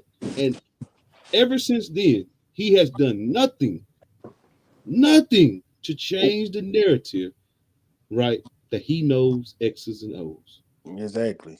I mean, you don't even see. You don't even. I don't know. I mean, of course, you're not gonna see it on well off because they trying to keep that part X's and O's out of it. But I mean, let's come on, man. This is just crazy. Like It is. this It this is. is This shit is this is crazy. But because I honestly don't feel like people like to run with this narrative of well, we lost a couple games by somebody in one the back score. neck bone. Some people like to run with this narrative. Oh, we lost these many games by one score. Y'all was up 29-0 at halftime and lost the lead. Stanford. Y'all What went to up, US. neck bone? Yeah, And they went. Stanford Oh literally. man. I want you to understand what Stanford did. What up? What up? What up And, with it, and man? What Nah, up, hey, old let man? What JB up, finish. neck Let bone? JB finish. Let JB finish right quick, Chubby. So I can get I'm back. almost finished. This is like, man, like y'all had a game won 29-0. Y'all couldn't run the ball, so you had to keep passing and couldn't protect the lead. UCLA, their offense was not that good. Y'all couldn't put pressure on them offensively. Like Arizona wasn't that good. Y'all lost to them at home. The USC game, the only reason that was close, they got out to a big lead early. They They coasted. defense they defense was terrible, and they coasted through, and y'all made that look good, somewhat competitive. But Lost to really, Arizona State. I mean, come on, man. Like Raha just said, man, all we do is watching game 13 and 14 of last year, bro. This is a carbon copy. If I gave you the first if I gave you the whole game film from this year and last year and tell you to ask me what's the difference in the two seasons, you probably couldn't tell the difference, honestly. Ain't no. It's the same, man. I mean, it's the same, but I keep harping on it. It's just like it's the same because it's the same shit. Everybody been up here that pretty much a lot of people up here been saying the same shit. You know what I'm saying? And the same thing going on. What up, Yeah, neck? but What's up? I want to say something before y'all begin. Yeah, I go think ahead. this is going to be the downfall of well-off media. Mm. Mm.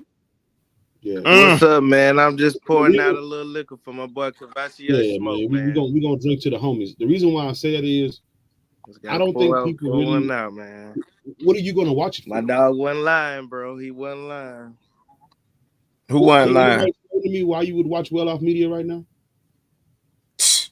it's reality TV, bro. Black reality. Cavassier, he wasn't lying. Using Smoke wasn't lying No, when he he went wasn't on lying, Twitter and and it's sad he that he had said to what he waste his said, senior bro. season.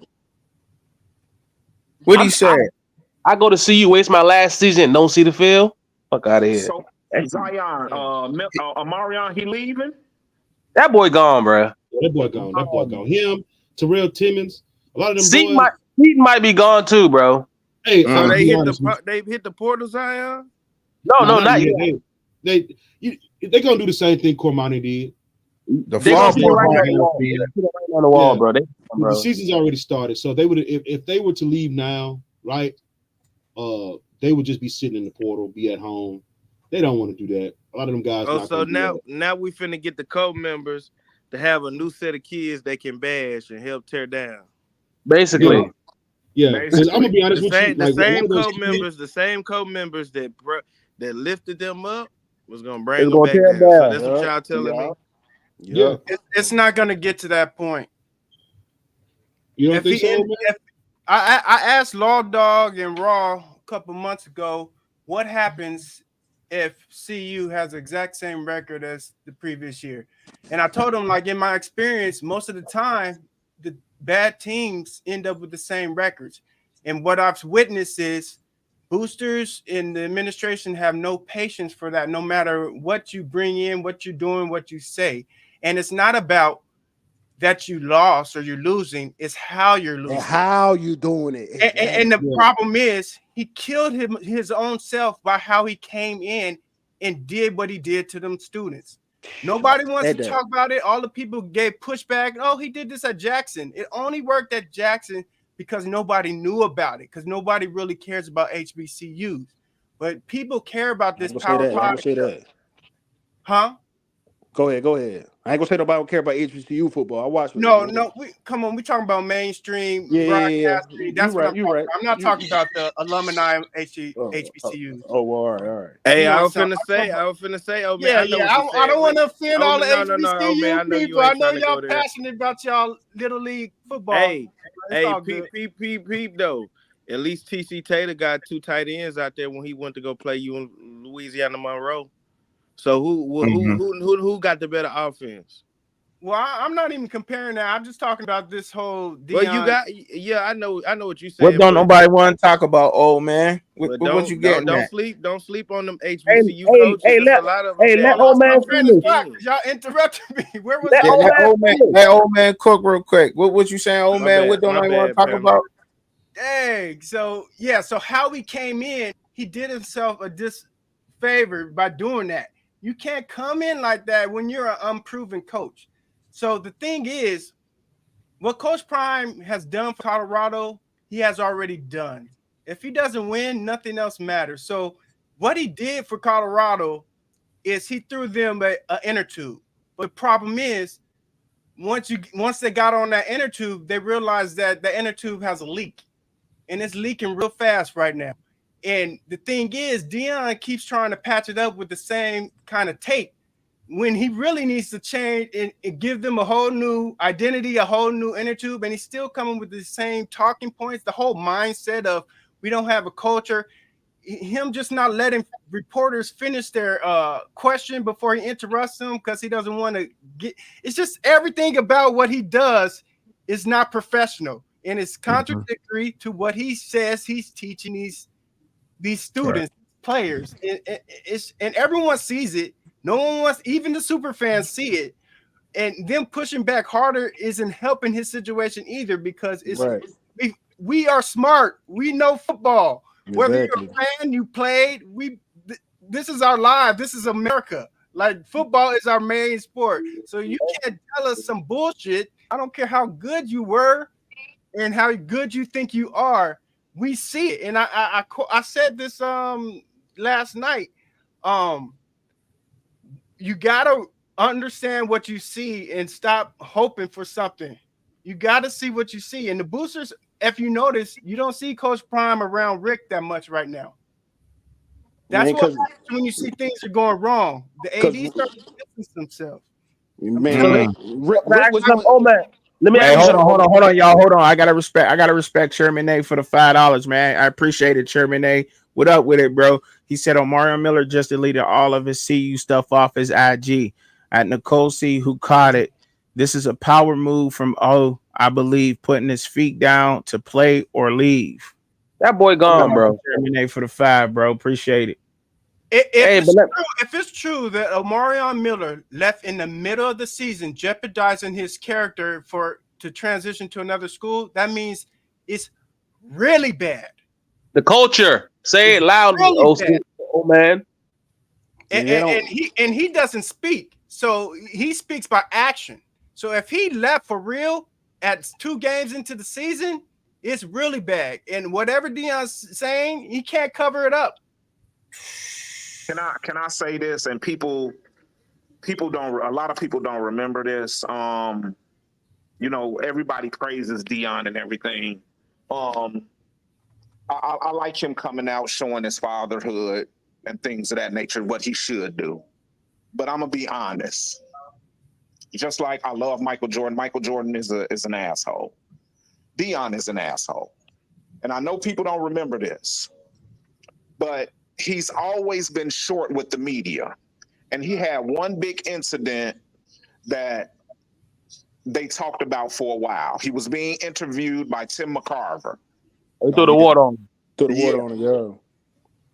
That was a problem for Deion that he created for himself, not only in football, but around baseball, because Tim McCarver was a very respected man. he got the name of Mr. Deflector because that's what he would do. He would talk all hype and then he would deflect the hard questions. Like old man says, he comes into press conferences and he deflects, and then he'll backtrack on something he said. And that's what's been going on social media and things all day. Everyone has been reiterating. You're saying you go run the ball, and then you don't do it. So now he's being looked at not only as a liar, but not a good head coach at all. You can't tell the super fans that though. First of all, no. I mean, because they believe in idolatry. When I think one of the things that we need to stop doing completely, we need to stop using adjectives that describe him as good or great, and with right those words that are synonymous with each other, and coach behind it. Right now he just a coach, and he looks like a bad coach, bro. Like I think that's the first step of really holding him accountable, because until the super fans start saying, bro, you trash, bro, he's not going to change. Because I'm going to tell you, it's not the media that's going to change him. It's not the athletic director who's paying on the millions that's going to change him. It's the perception that he's trash. Uncle Neely, I got to change him. Yeah, I agree. No, it's the people that harbor the idea that he's holier than thou. Say, bro, you really trash, bro. It got to be his friends that say, bro, you trash. Yeah, man. It's got to, man. Uncle Neely, that dude, man. He's so, him and Uncle Chico, no disrespect to them, but they so fanned out, they don't see it. Yeah, you got to say, bro, you trash. Because he sit up here and do this pregame show, and I listen to him, and it's like, bro, you really can't believe what you saying. You can't really think that, like, especially after y'all just got how y'all just looked out there. See, the thing is, right? People keep saying, well, it's gonna take time. It's gonna take time. The thing is, it could take time if it was improving. That's the thing. You can give grace if it's improvement. If we look better week to week, game to game, then like that's improvement. Like, for example, why the Detroit Lions stuck with Dan Campbell? Because it was improvement. That's how that works. You see grace when you see improvement. Well, you can't keep doing all this flashy stuff and off the field, and then on the field there's no improvement. The media That sound like the season over with. Y'all believe that? Hey, bro, you can't see that. Let me tell you this. This week's Neely game, not trying to lose his eating privileges, man. He gonna say anything. This week's game and next week's homecoming game decides Coach Prime's career. The only reason, man, for real? Why you say that? Because another conversation we had, Rawhide and all of us. Mm-hmm. I said the thing when you have a growing team, the things you look for, the goals you set are win every home game, beat your rivals, win at homecoming. We're not doing that. And they get pissed off. And when you have a school that has rich tradition, at least they believe they do, and you start to change their tradition to benefit your son or whoever, mm-hmm. They hate that. They hate that. And the only reason that will save Coach Prime to finish the season out if they lose these next two games is only because his son is the quarterback. And the thing is, I think Coach Prime really only got the job because he's coming with a quarterback in Travis, which was the number one corner in receiver. Yeah. No. I don't believe that. No, honestly, I don't believe that. I guarantee that's part of I can see that. I can see that. It's not just about coaching anymore. You got to come with players. They knew he was going to bring $18 million in motherfucking revenue around there. That's why they got his ass up there. But also, when you're looking at it, it's not just about money. Everybody knows it's about winning. It's like, oh, we don't have a quarterback. We don't have the talent. If we get Coach Prime, he's going to bring revenue and he's going to bring talent. That's the whole point behind Louis, guys. That was the whole point. Facts. I agree. That was the selling I agree point there. he had to Rick George. I have the talent. I have the ability to bring in talent. He's Right. only brought in the talent that he had at Jackson State. He hasn't brought in any more outside of Jordan Seaton. Sorry about that. Outside of Jordan Seaton. So what do y'all? So what panel? What do y'all think? Y'all think if he don't get these next 2 dubs, y'all think he gone? Everybody on the panel. Everybody. All Y'all right, think he my, gone? my my prediction went from 5-7, 4-8. Damn, you he won't be gone in the middle of the season. It'll be at the end of the season because Yeah, like that's what I'm old trying man to said, say. Only because he's not Oh man, let me going ask you nowhere. something, old His man. son is still there. Do you think the donors and the boosters after the season's over, you think he's gone? let me recap. Remember, the donors and the boosters didn't want him to come in the first place. Rick George had to fight so hard. He put his job on the line to get him here. This was a last chance for Rick George and the Colorado Rick Bucks. George out of here. This He's is the done. only reason Deion is here. They didn't want him here. They wanted Rick George is on his way out the door. He had to save his career. I think he even said that. I think he said I was on my last leg. This was a big time hire. I think I recall him saying something like that along them lines. So since Deion has caused this, basically Deion has made this worse for Rick George because we already suck. You already hired 2 black coaches before Mel Tucker that left in the middle of the night and the other guy. So first of all, you made all this. Now you hire Prime, right? That's because Prime is their 3rd straight black head coach at CU. So now, like it was like he just said, the money and he was gonna bring the talent. But now all he brought was the money, and you're losing. Universities have flows that go up and down. They can understand, okay, we losing. They've been losing for a while, right?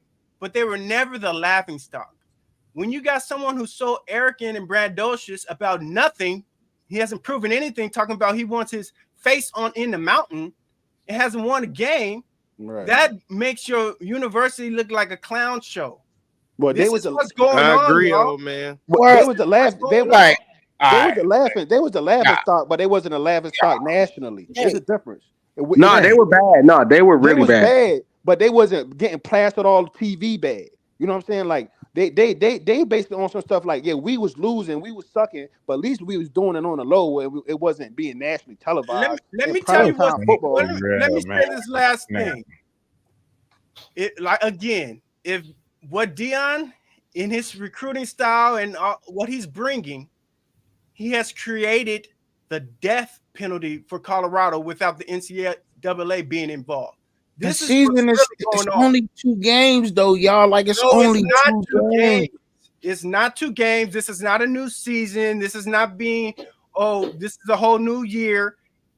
Think about it. If you're a booster, if you know, okay, what's going to happen again next year is the same thing. He has to get 50 more new players again. So we start from scratch and we have less talent because we won't have Travis. We won't have Shador. So what's the point of keeping him if we can just start from scratch and build our tradition back up? What he did for us is got us in the Big 12, which we desperately needed a way to get into that conference. We're here. Now it's up to us. That's the thinking. Yo, but I get it. I get what you're saying. I understand where you're coming from with that, old man. I can't argue it at that point. But dang, we sound kind of like, man, the season about to be. It's like it's a wrap. Like that loss. I think if they look better, he can maybe salvage his job, man. But how can they look better, bro, if they one-dimensional? That's what I'm saying. That's what I'm saying. That's for him to figure out. That's for him to figure out. And that's what we trying to talk about. That's what we trying to talk about. Him being one-dimensional with some things that CU can do to beat Colorado State. Because I tell y'all what, we just talked about Colorado State and how they had to go to double overtime to beat them. But with some things they need to do this week to beat Colorado State. Everybody says we know they got to run the ball. We know they got to run the ball. That's easy to say that, right? That's easy to say they got to run the ball, right? But just say they can't run the ball. They got to do something. I mean, because the scheme, they going against the 4-2-5. But, but what were you about to say, old man? Because I feel like you was on to something and I cut you. I mean, what we honestly in this game, they might not need to have to run the ball to win, but this is not about wins and losses anymore. This is about the thing Coach Prime doesn't care about: culture, tradition, the university. This is bigger than wins and losses at this point. This is your brand. If somebody is you hire as a CEO to your company and they change everything you built and you take pride in and then act like without them you would be nothing. This is what this is about, y'all. This is what we're talking about. And that's why I got so mad yesterday at Jerome, because he over talking me and acting like he know what he's talking about. And it's so frustrating when you live this stuff. And Well, it's about you said why you say that? You just because I mean, well, you talked a lot of that and said a lot of that in depth, right? On that whole topic. But as long as you got these guys out here, like these alums that got these platforms now and got these channels and podcasts, and they talking about they forcing the blame on offensive coordinators and everything else. Like that's never going to change. Like that's not going to change. Hey, Chubby, I say you at least have a tight end that go over 6 or 7 catches. You know what I'm saying? You at least try to implement a tight end at some point in this game. And you hope he can break off and get you some, because just like we say, we talk about professional quarterbacks, Pat Mahomes and all these guys, and they have tight ends. Even Cam Ward, bro, they got tight ends. The good He teams got play 3 with of them. tight ends, bro. He got 3 tight ends. So Legit. why are you pass heavy and you got tight end? It's almost like he's skipping the steps. Like, why Yeah, are and you then how trying to could they skip the say they steps of a right? passing game? But and then how could they say this is a Pat Schumer offense when there's not a tight end on the field though? Solid goal, help me out here, bro. Like how the hell is this a Pat Schumer offense? There's not a tight end to be found. Because they don't want to blame Dion. That's crazy. Like I mean, like that's just So Shermer is a scapegoat, basically. yeah, but that's sad though. Like that's sad to say that. Like that's just crazy, bro. Like why? Like and I get it. Like you know what I mean. Like I really don't want to sit here and try to harp on him because a lot of people on his ass, but like deservingly so. I mean, you ask for the spotlight, you got the spotlight. It is what it is, but you can't put all that blame on him and say that like when he's clearly not running his offense, and then you say that Shador got a green light. Like Cliff, say Cliff, I know you got some shit to say about that, Cliff. Like, cause you always talking about the coaching. Like, how could they sit there and place all the fucking blame on him? Like, you agree with Solid? because like Zion said, he's going to be the scapegoat like Sean Lewis. Mm-hmm. But this is the thing that we need to realize too. He's known Pat Shermer for a while. Pat Shermer is one of his friends. I don't know if Pat Shermer is a yes man, but I brought this up with Solid Gold and him a couple of nights ago. And when I say about, when I was looking at the game, it was one point they went to the sideline for a huddle. Prime wasn't around. Yeah. And, I think he was trying to relay a play, and Shadur started talking, and he got so frustrated, and they walked off, and he said he was trying to, I guess, tell him to come here, and he said it twice, and then after a minute, he was like, you know what, just fuck it, go on. That is a sign of frustration, number one, and deep down inside, I think he knows he's not able to do his job. So, like old man say, not only the ADs and the boosters see this, not only are you going to have a player turnover again, if he decides to come back, you're going to have another coaching turnover. Mm-hmm. That's not a culture. And then what you do is you go down in Colorado, you mess with their media, which is not helpful for you, because guess what? Like I said earlier, I don't know if it's true or false, but now they getting petty. They talking about when Shadur throws a touchdown, it's not the school fight song. It's his rap song. And everybody on social media jumping on that now. Mm-hmm. And they're really going after Coach Prime. At first, all you would hear was the primates, everything. Now, when I scroll through today, I'm talking about you got white men from in the back hills of Florida, Mississippi. I'm talking about young black men I ain't never seen, but everyone is going there prime. You want me to tell you another thing that's bad that I've been seeing, but I really just didn't put no heap into it. You got your boy Bucky doing. He's trying to get ahead of. I feel like bad PR because he posts a video today, and the first thing he does is he put the camera on the running backs with old boy, right? And you got another coach who isn't even a running back coach talking to a running back, tell him, oh, y'all say y'all want to run the ball, but y'all can't even stand up straight. You see what I'm saying? It's just stuff like that because you're not gonna give us the whole practice. You're not gonna show us guys on the line doing pulling guards. You're not gonna show any run blocking schemes. But when you see them doing a negative play or having a let's just say a negative trait, you're gonna show that. And you're trying to tell people that, oh, we don't got the running backs, that's why we're not running the ball. How about just turn the cameras off, running the ball, making them boys block, and just running with it, bro? Let's just say they get 15 carries to Michael Welch. We all know he gonna get 100 yards, bro. But if you start the game off with Charlie Offerdall and you go, let's just say 6, and he only got 11 yards, bro. Like, what the hell are you wasting your time for? Right. Go ahead, Solid. You're not gonna run the ball no more after that. I gotta correct you. The problem is not Charlie Offerdall. Yeah, that's what I'm saying. I'm not saying it's Charlie Offerdall. I'm saying why even put him in the situation to start the game off if you know he's not the best bull cow you got. Well, it's not that. Okay, so let's slow down a little bit. Let's literally talk X's and O's and not just be on this Trevor Woods, Charlie Offerdall personnel. Personnel. Man, come on, bro. No, I'm being honest because you've never seen what Charlie could do with 20 carries. Right, that's true. But we seen what Michael Welch could do. No, you haven't. Like I've been watching football and playing football in college, bro. I know a running back when I see one. I know a running back when I see one.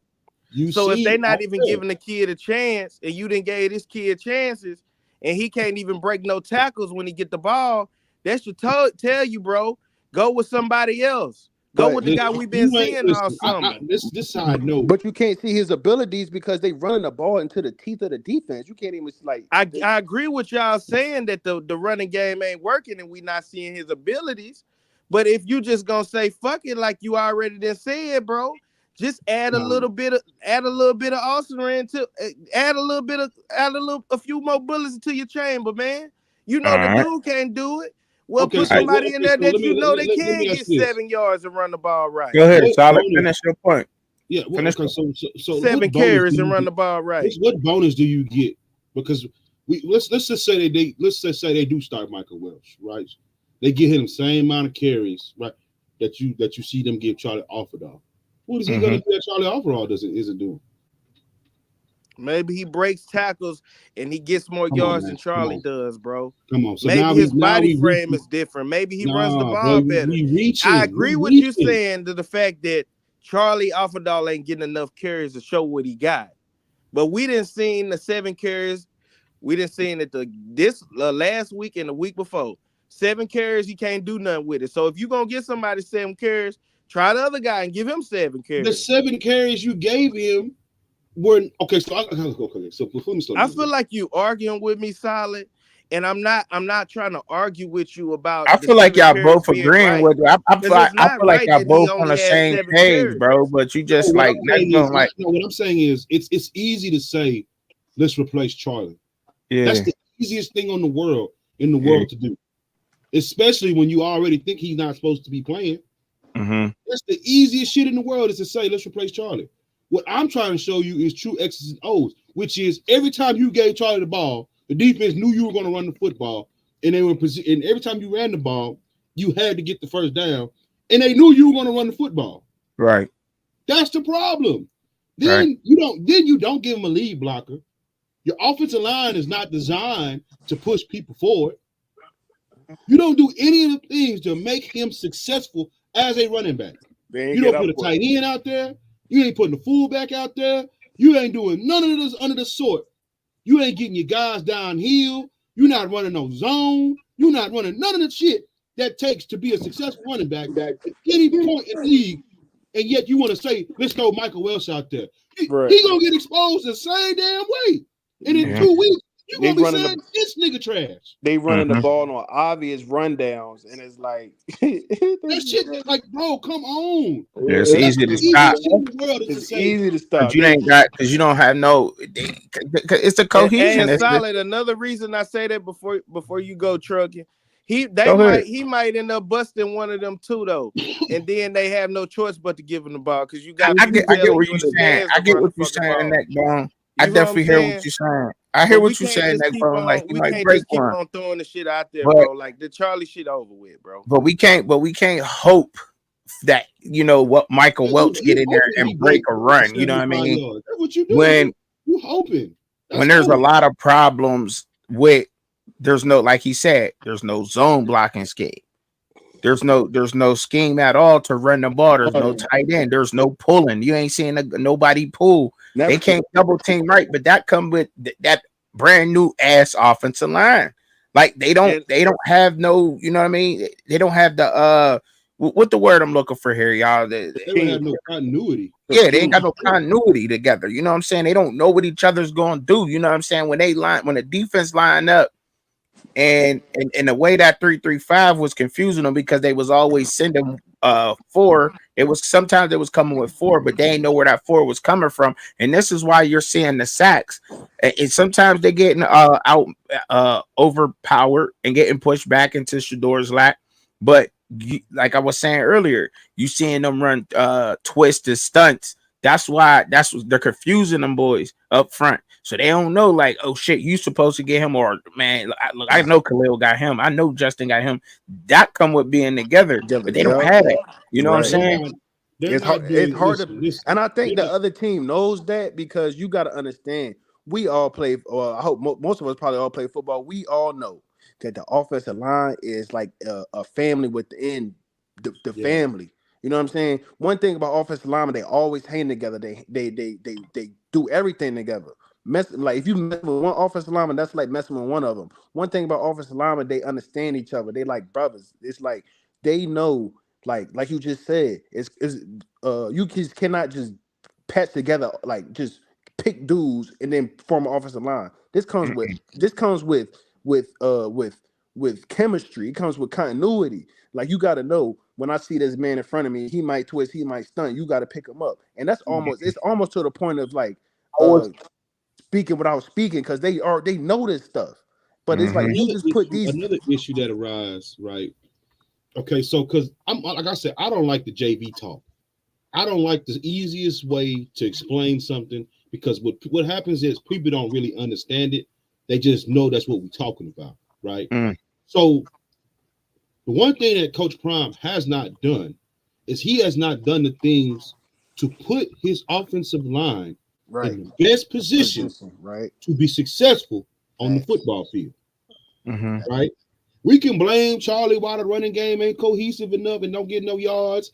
We can blame Khalil Benson and say, well, he gave up 4 sacks and this, that, and another. Or we can say, oh, Tyler Brown's arms are too short and that's why he can't play tackle. Well, damn it, you're not putting them in the best position to be successful. That's right. I agree with that. Solid. You broke it down. You broke it down to the point where they could have standed with the guards and given them a right fit to where he can run the ball. I agree with that. I'm just saying I don't think he fucking gonna change. And if it's changing somebody and letting them bust through, if they get their third carry and they bust for a touchdown, hell, that's probably what I wanted to see. But I'm on the point where he ain't gonna change, and it is what it is. Because it ain't happening fast enough for C. That's the problem. It ain't happening fast enough. But if y'all notice, like for instance, just this last past game, Nebraska, they knew in the second half, they was like, fuck it, we gonna get the run gonna get stopped. You know what I'm saying? We got a fucking freshman quarterback. We ain't about to, make him throw the ball 5 times. We up 28-0, keep the clock running. CU was loading the box, putting 9-10 motherfuckers in the box, and they was still running the ball. That's how they was able to stop it. Y'all want me to keep it a buck? Like that's why that shit looked like that. You know what's so scary about that? They got to face UCF, Texas Tech, Oklahoma State, Oklahoma State, Utah, Kansas State, Kansas State, which all got better run games than Nebraska.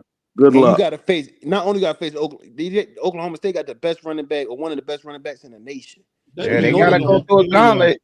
And you They know, got. I they made a going. video. They got to go through a gauntlet. Man, I definitely put that in one of my videos that I just had made. They got a gauntlet coming up. Like they got a hell of a schedule. Like the gauntlet started. Let me keep it a buck.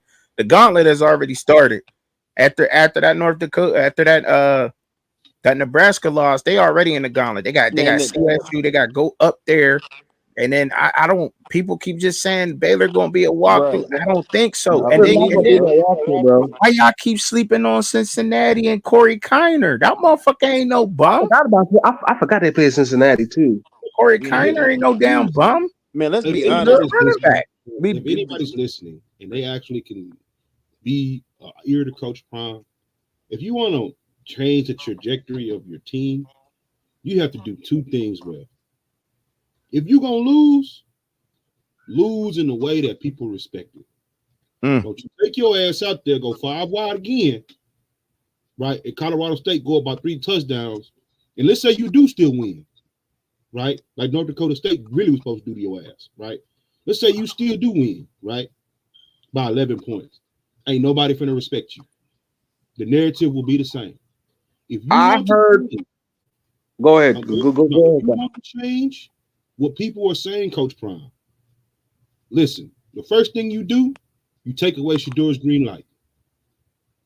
I don't give a fuck what he tell you, nigga, you run the play. Until you show us that we can be productive offensively, right? Or you can put the team in the position to be successful, you can throw the ball away, you can get off the ball fast enough, you don't got no green light. And number 2, I don't give a fuck if they load 10 people in the box and got 1 safety high. You put 2 tight ends, a fullback, and a goddamn running back up there. You push your ass under center and you hand that ball off. I said that last week. I don't care if you run power toss, 48 toss, 49 toss, 38 stretch, 39 stretch, 32 ISO. I don't give a damn. Hey, Solid, I got a quick question, bro. 10. Hey, but did y'all see those Solid? Did you see when when Nebraska was getting on the center, Dylan Raiola? They handed the ball off to Dowdle, whatever his name is, and he was just running through people. Listen, I don't care. Listen, I don't care if you listen. You shouldn't stop running the football until you got 100 yards. I don't care if it take you 40 rushes. You line up, power, I formation. That's it. The only person should be wide is Travis Hunter. Yo, you know the best thing about running the football though? Like the best thing about running the football is when the defense can't stop it, the defense can't stop it. And you get to enjoy running the ball straight down their throat. It's like they can't stop this. They can't stop the run. That's the best thing about running the football. It's like once you find out they can't stop it, you're just gonna keep doing it over and over and over and over. Hey, Solid, I got a question for you, bro. What's up? Okay, if Shadur is finna go to the league, right? And he's finna have to get on the center anyway, why are they fighting it? Well, 90% of teams like don't even get on the center anymore, right? They might have condensed formations that they put their quarterback underneath center, but people don't typically run underneath the center. The reason why CU should do it, right, is it gives less error, right, when running the football. When you got offensive linemen that are probably three inches from each other, hand in the dirt, right, teeing off on people. You got a defensive tackle like Amari McNeil who ain't even playing right now anyway. He could take a linebacker head on. He trying to put somebody on their back pocket. And you got Charlie Offerdall or Dylan Hayden or Michael Welch or whoever you got making 1 or 2 linebackers miss and they getting 6 yards of carry, right? You do that. I don't listen. I want people to understand it. I don't care if they put 10 people in the box. You do it anyway. You do it anyway. And you keep doing it. And you let the opposing team know, listen, I don't care if it takes us 18 drives, 18 plays, right? We're going to move the football on you. But solid. Do you think it's ego that's letting Shador call out of that to get a play that he feels comfortable with? Because he likes all this passing shit. Like he likes it, but as a quarterback going to the next level, bro, and his thought process is not up there yet. Like in the NFL, you won't last long on the ball like that, bro. So to be honest, I'm gonna tell you why Coach Prime doesn't want to go away from Shadur leading the team with his arm. This man has invested hundreds, if not thousands, if not hundreds of thousands of dollars into Shadur being an elite quarterback. Maybe even millions. So you can't tell me not one person who has invested millions into an investment that's going to easily let it go away. Show me one person that does that.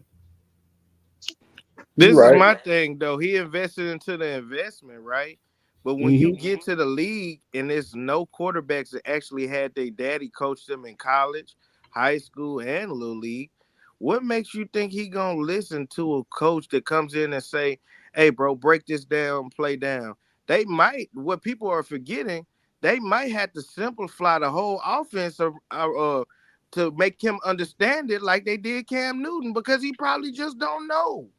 Well, have we ever thought about that? Y'all sitting there saying he the number one pick. What if he don't know how to fucking read offensive plays? What if he don't? Because he been running the same offense since my homeboy played him in Trinity. What if he don't know how to run the NFL offense, bro? Okay. So here's something that some people kind of understand now. The NFL is not the league that pretty much pushed quarterbacks into, like, basically, bro, you only seen like people hit on quarterbacks like once every 3 drafts, 3 to 4 drafts, right? They don't give you a playbook the size of a phone book and tell you go learn that. They don't typically do that anymore. Like that's why Al-Farouq Khan's alludes to it. Like they don't put you in a sinking ship for you to fail that quickly, right? Typically, what ends up happening is, right, the owner and the general manager will sit down, the president, because those three guys that run the franchise, right? They will sit down and they will ask themselves, is he worth the investment, right? Is he? Because if we take this quarterback in the first round, right, we're talking, these are jobs, livelihoods. We're going to have to get people in here that he's comfortable with. We're going to have to get people that he's comfortable with so that we can make him be our all-pro Super Bowl winning quarterback. They did this with Kyler Murray. They did this with Deshaun Watson. They did it with CJ Stroud. I don't give a fuck. If you take one in the first round, we're talking about a multi-million-dollar investment. So they're not going to do things to fuck off their investment anymore. So what's going to end up happening if somebody takes him in a top 5 pick, right? Whether it be Oakland, Tennessee, any of these schools that take him, right? What's going to end up happening is they're going to sit down and they're going to evaluate how can we make him successful.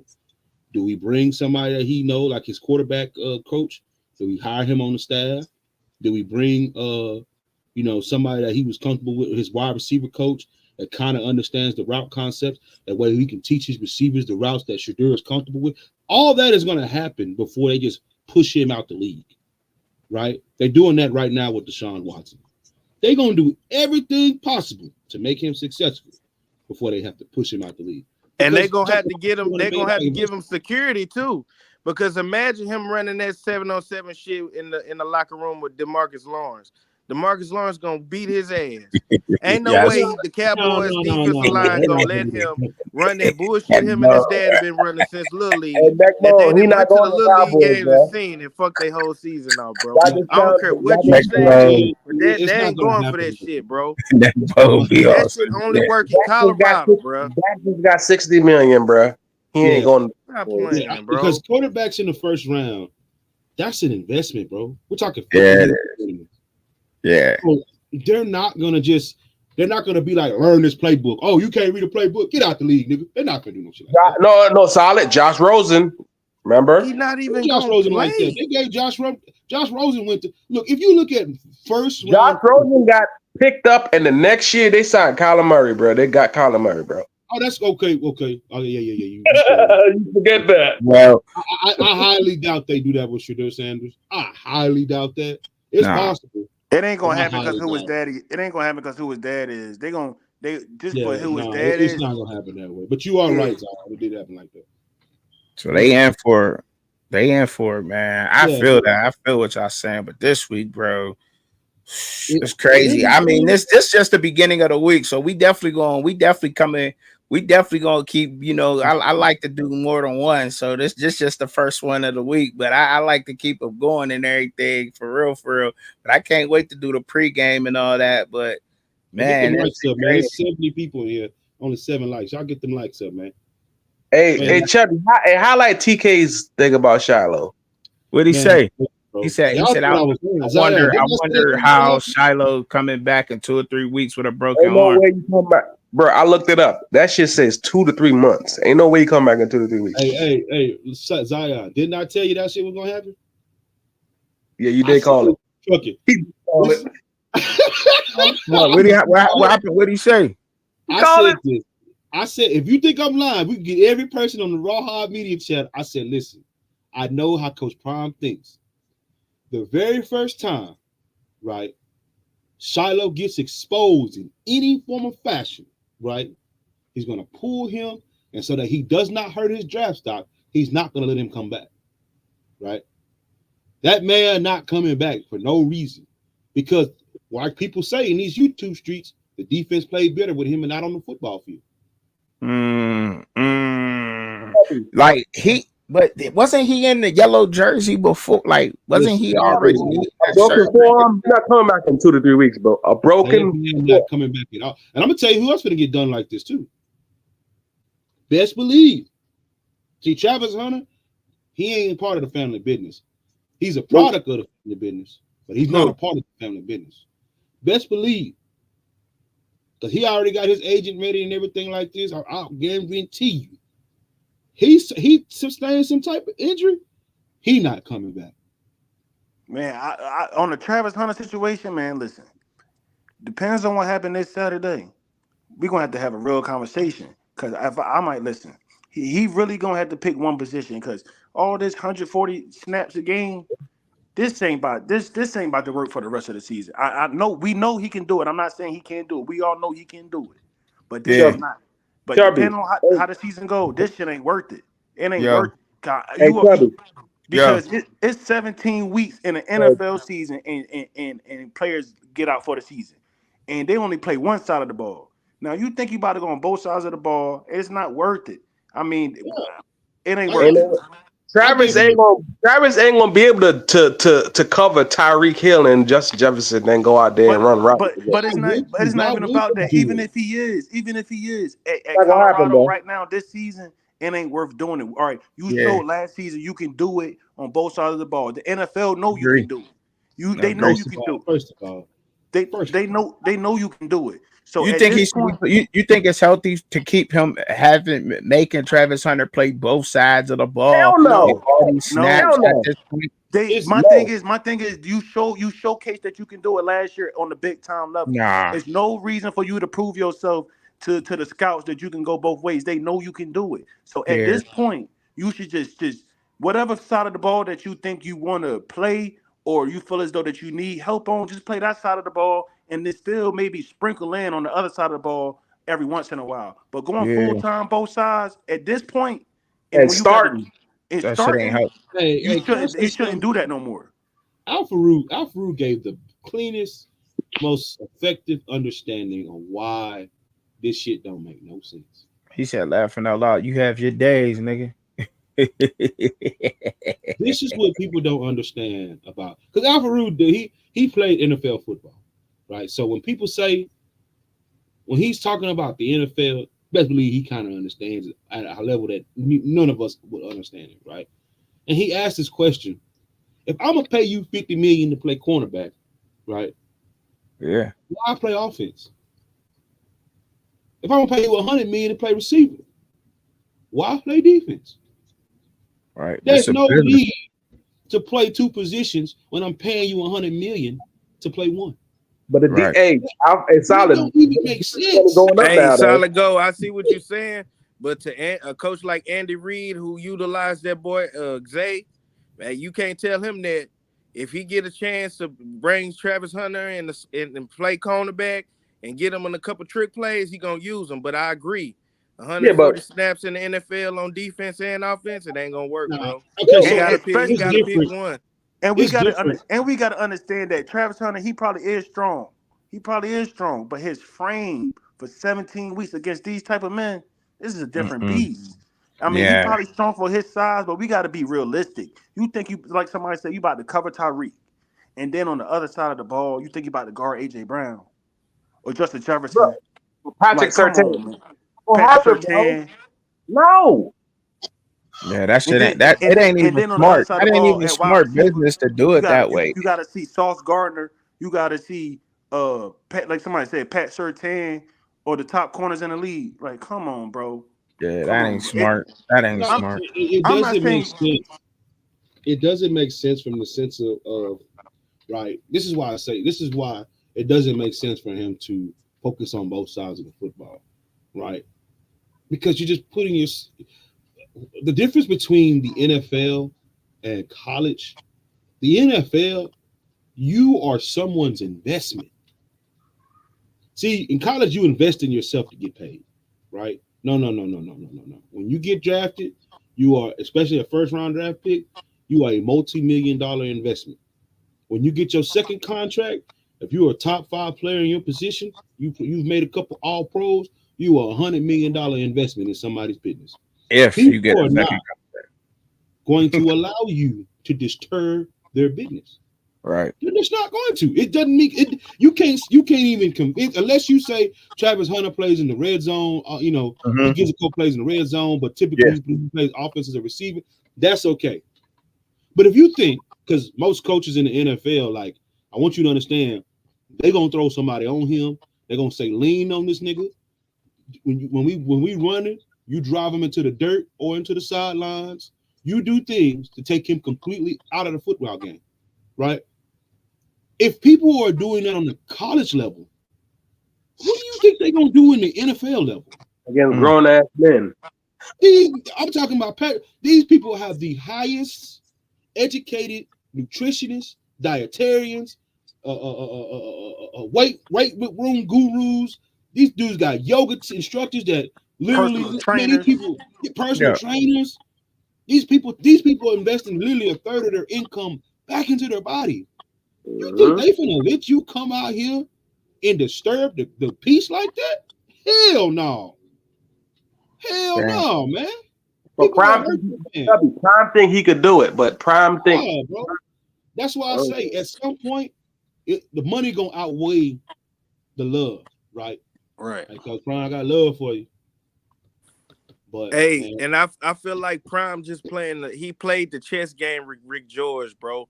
I feel like he used that the 1-11 season against is still using it, bro. In the interviews, he said, "Hey, well, what y'all did wasn't good enough, so I can come in here and run, 5 wide, and I can get away with it, bro." And I be honest Yo. with you, he doing the thing. But to improve our brother, bruh, like when we come on these panels and talk, bro, we got to talk the real, bro. We can't be on these panels doing like Neely doing, saying, bro, hey, this is gonna work, man. We got guys, and then the guys ain't getting utilized, bro. We Yeah, just gotta being keep it real, bro. See, that's the thing. Chubby. The funniest one is this team is to go to the SEC and play, right? Nah, they can't go to who said that, SEC and play right now. Who said And that? I heard some bullshit earlier about like, we okay, we all right. We gotta make plays. The offense has to produce. The offense just gotta go and produce. Produce what? What does the offense have to go and produce? man, Like, you know what I mean? Like they can't facts, produce. Like bro. you can't get out. You right. We can't get out here and be talking the bullshit. We gotta go. We gotta talk real. But that's when people say you hate, and when you talking real, when you spitting Right. facts. I mean, you a hater, and you deemed as that. You know what I'm saying? So each his own with that. You know what I'm saying?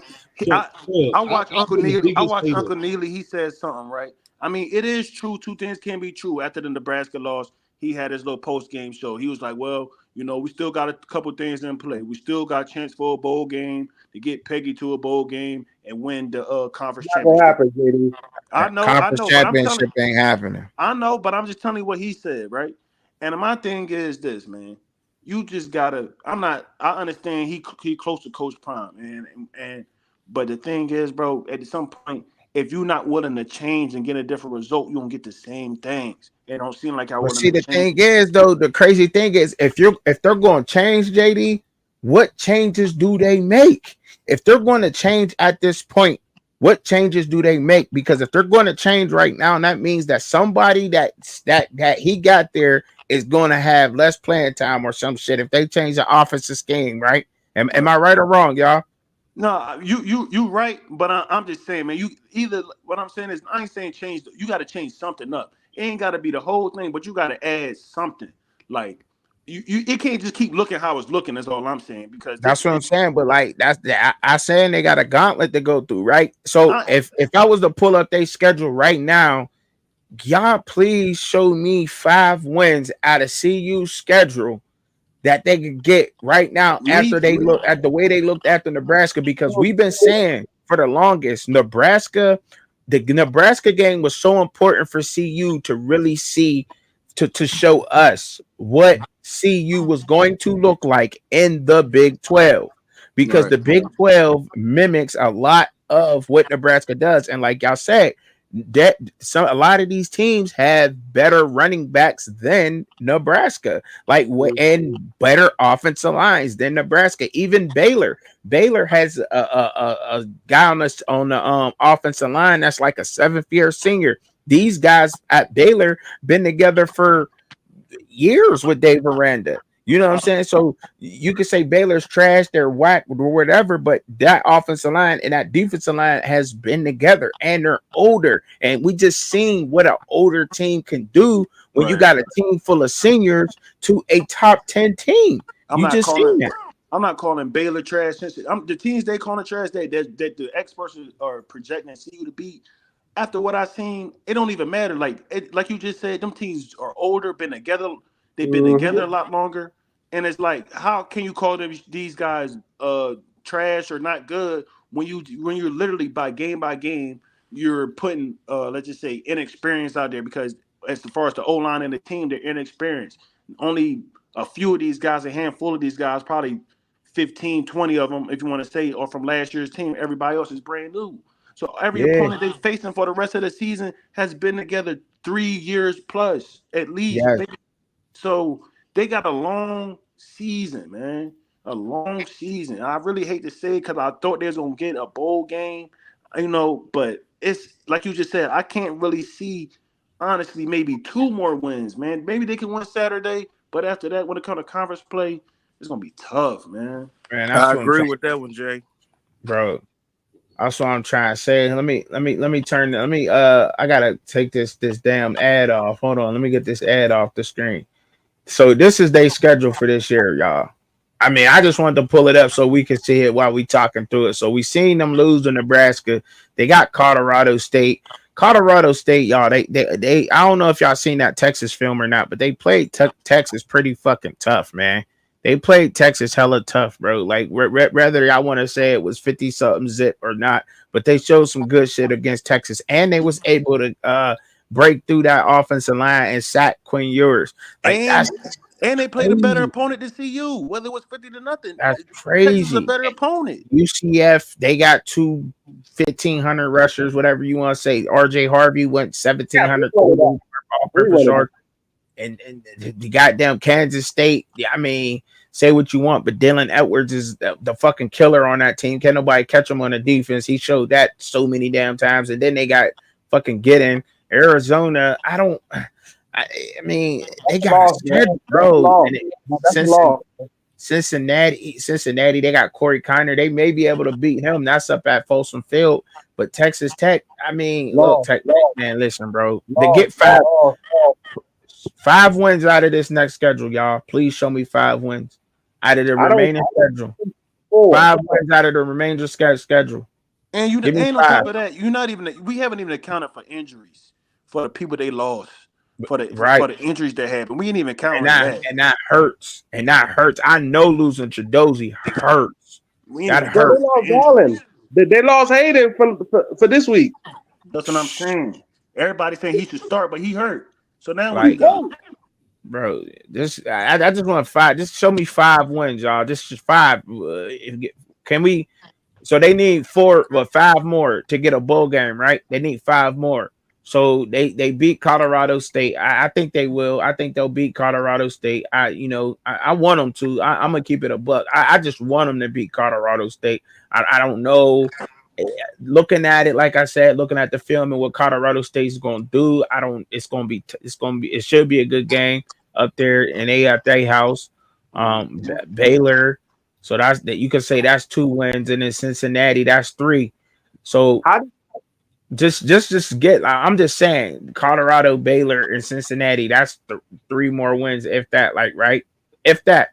So, because those are the 3 teams that you can honestly look at on their schedule and say that those are the 3 teams they got a chance against on their schedule, right? It's a possibility. It's a maybe possible. Right. They could lose the Baylor though, Chubby. They could lose the Baylor, bro. That's what I'm saying. I said that. They struggle. CU defense struggle against scrambling quarterbacks. That's what I was saying. That's what I was saying, yo.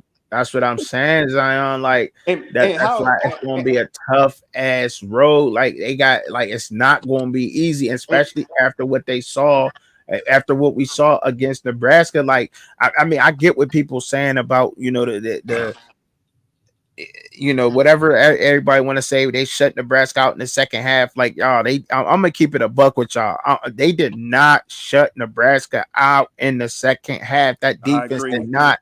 They knew they was running the ball. All Nebraska had to do was just hand that fucking ball off and keep running that clock. It was Nebraska versus the clock. It was not Nebraska versus CU in the second half of the game I agree wholeheartedly.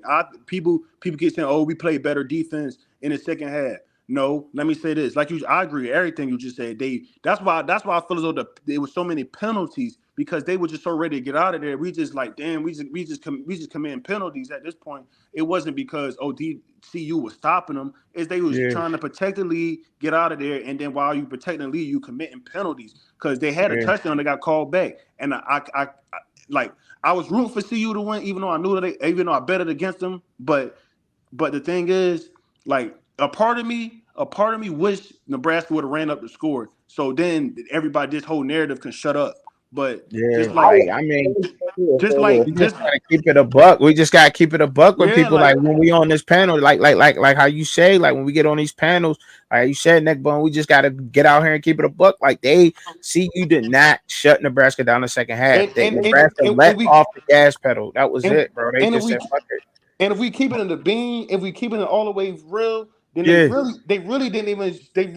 To me, in my opinion, from what I saw, they really didn't really do anything. Like, they didn't make any adjustments in the North Dakota State game. I just think, honestly, they didn't make a scheme adjustment. I just think they just played harder. Like, I just think they, you know what I'm saying? They came out and they fought harder to win, but they didn't do anything different from a schematic standpoint, in my opinion. If North Dakota State would have kept running the ball, game over. That's what I'm saying. They didn't do anything schematically different on defense to win the game. Did y'all not see how many people they had in a box versus Nebraska in that second half when they knew Nebraska was running the ball? Did y'all not see that? And they still couldn't stop it. I mean, did y'all see that? They literally had down there they was in a tight formation. Nebraska was, first off, so you knew they was fastest. Damn near their whole team, the whole damn defense damn near was in the box. 9 to 10 people. Go back and watch it. Just don't take my word for it. Go back and look. Damn near 9 to 10 people was in a box while they was stopping the run in the second half, and they just kept running to keep, like, fuck it. And they were still picking on first downs. They were still picking on first downs. And it's just that's just what it was that last game. But I mean, It is what it is. What up? What up? Who that? Bird? Yeah, Bird what up, PJ? bro? What up with it? Yeah, What up? You man, came up no, in here. man, I know you heard something. Obviously, you was like, drop the link. So yeah, I what's heard a up little with it? bit. Yeah, man, I don't even know where to start. Like, You that's know where to start at. You know Start where to where? start. oh You know where to man, start. Where you Bro, you can start? start off saying that you niggas suck. them motherfucking trenches looking light, man. Like Nah, Yeah, they nah, yeah. looking a Chubby. little light. Man. No, and not even that though. I say that game plan was way too stiff. Like, bro, like, I don't like, think come there on, bro. was one. I don't You even. They running, didn't you even running. have it. You can't. There ain't no game plan. Listen, Yeah, if and you that's Yeah. what I'm saying. Because I'm if you saying, bro, it's no way you would never run the play if you know they two best players on defense, bro. Like, bro, this shit since Little League, bro. You know the best players on the field, bro. You should know they best players, so you should either try to double team them niggas, get away from them. Mm-hmm. Okay, in a second. You should have some type of like just hot plays like bro if you know that they are press boxing you bro you got to do quick plays quick slants nigga you play Madden god damn y'all ain't never played the it's game not even before that. Like Mm-hmm. like it's not even that, bro. Usually, damn usually teams, right? For high school and on up, they We usually have. talked about that. He talking about there it route go concepts. Like they No, ain't my have bad no kind of route concepts or nothing. no. I'm talking Bro, about like the yeah game for plan. sure I'm talking about the opening game. I'm talking about the opening game plan. Usually, the coach or the offense, they usually have like a first 15. You already had your first 15 plays scripted based off what all you but done pass, scouted. sometimes you all got to scratch that though But that's what because they but might be on to that shit that's true. But what I'm saying is, if you done scouted during the week, you already know their strengths and weaknesses. So we gonna have our open the first 15 and just see how that goes. And then from that, you adjust the game plan off that. Like, all right, but usually you done scouted like, are we gonna run this against them? We gonna run this against them based on what you done seen during the week.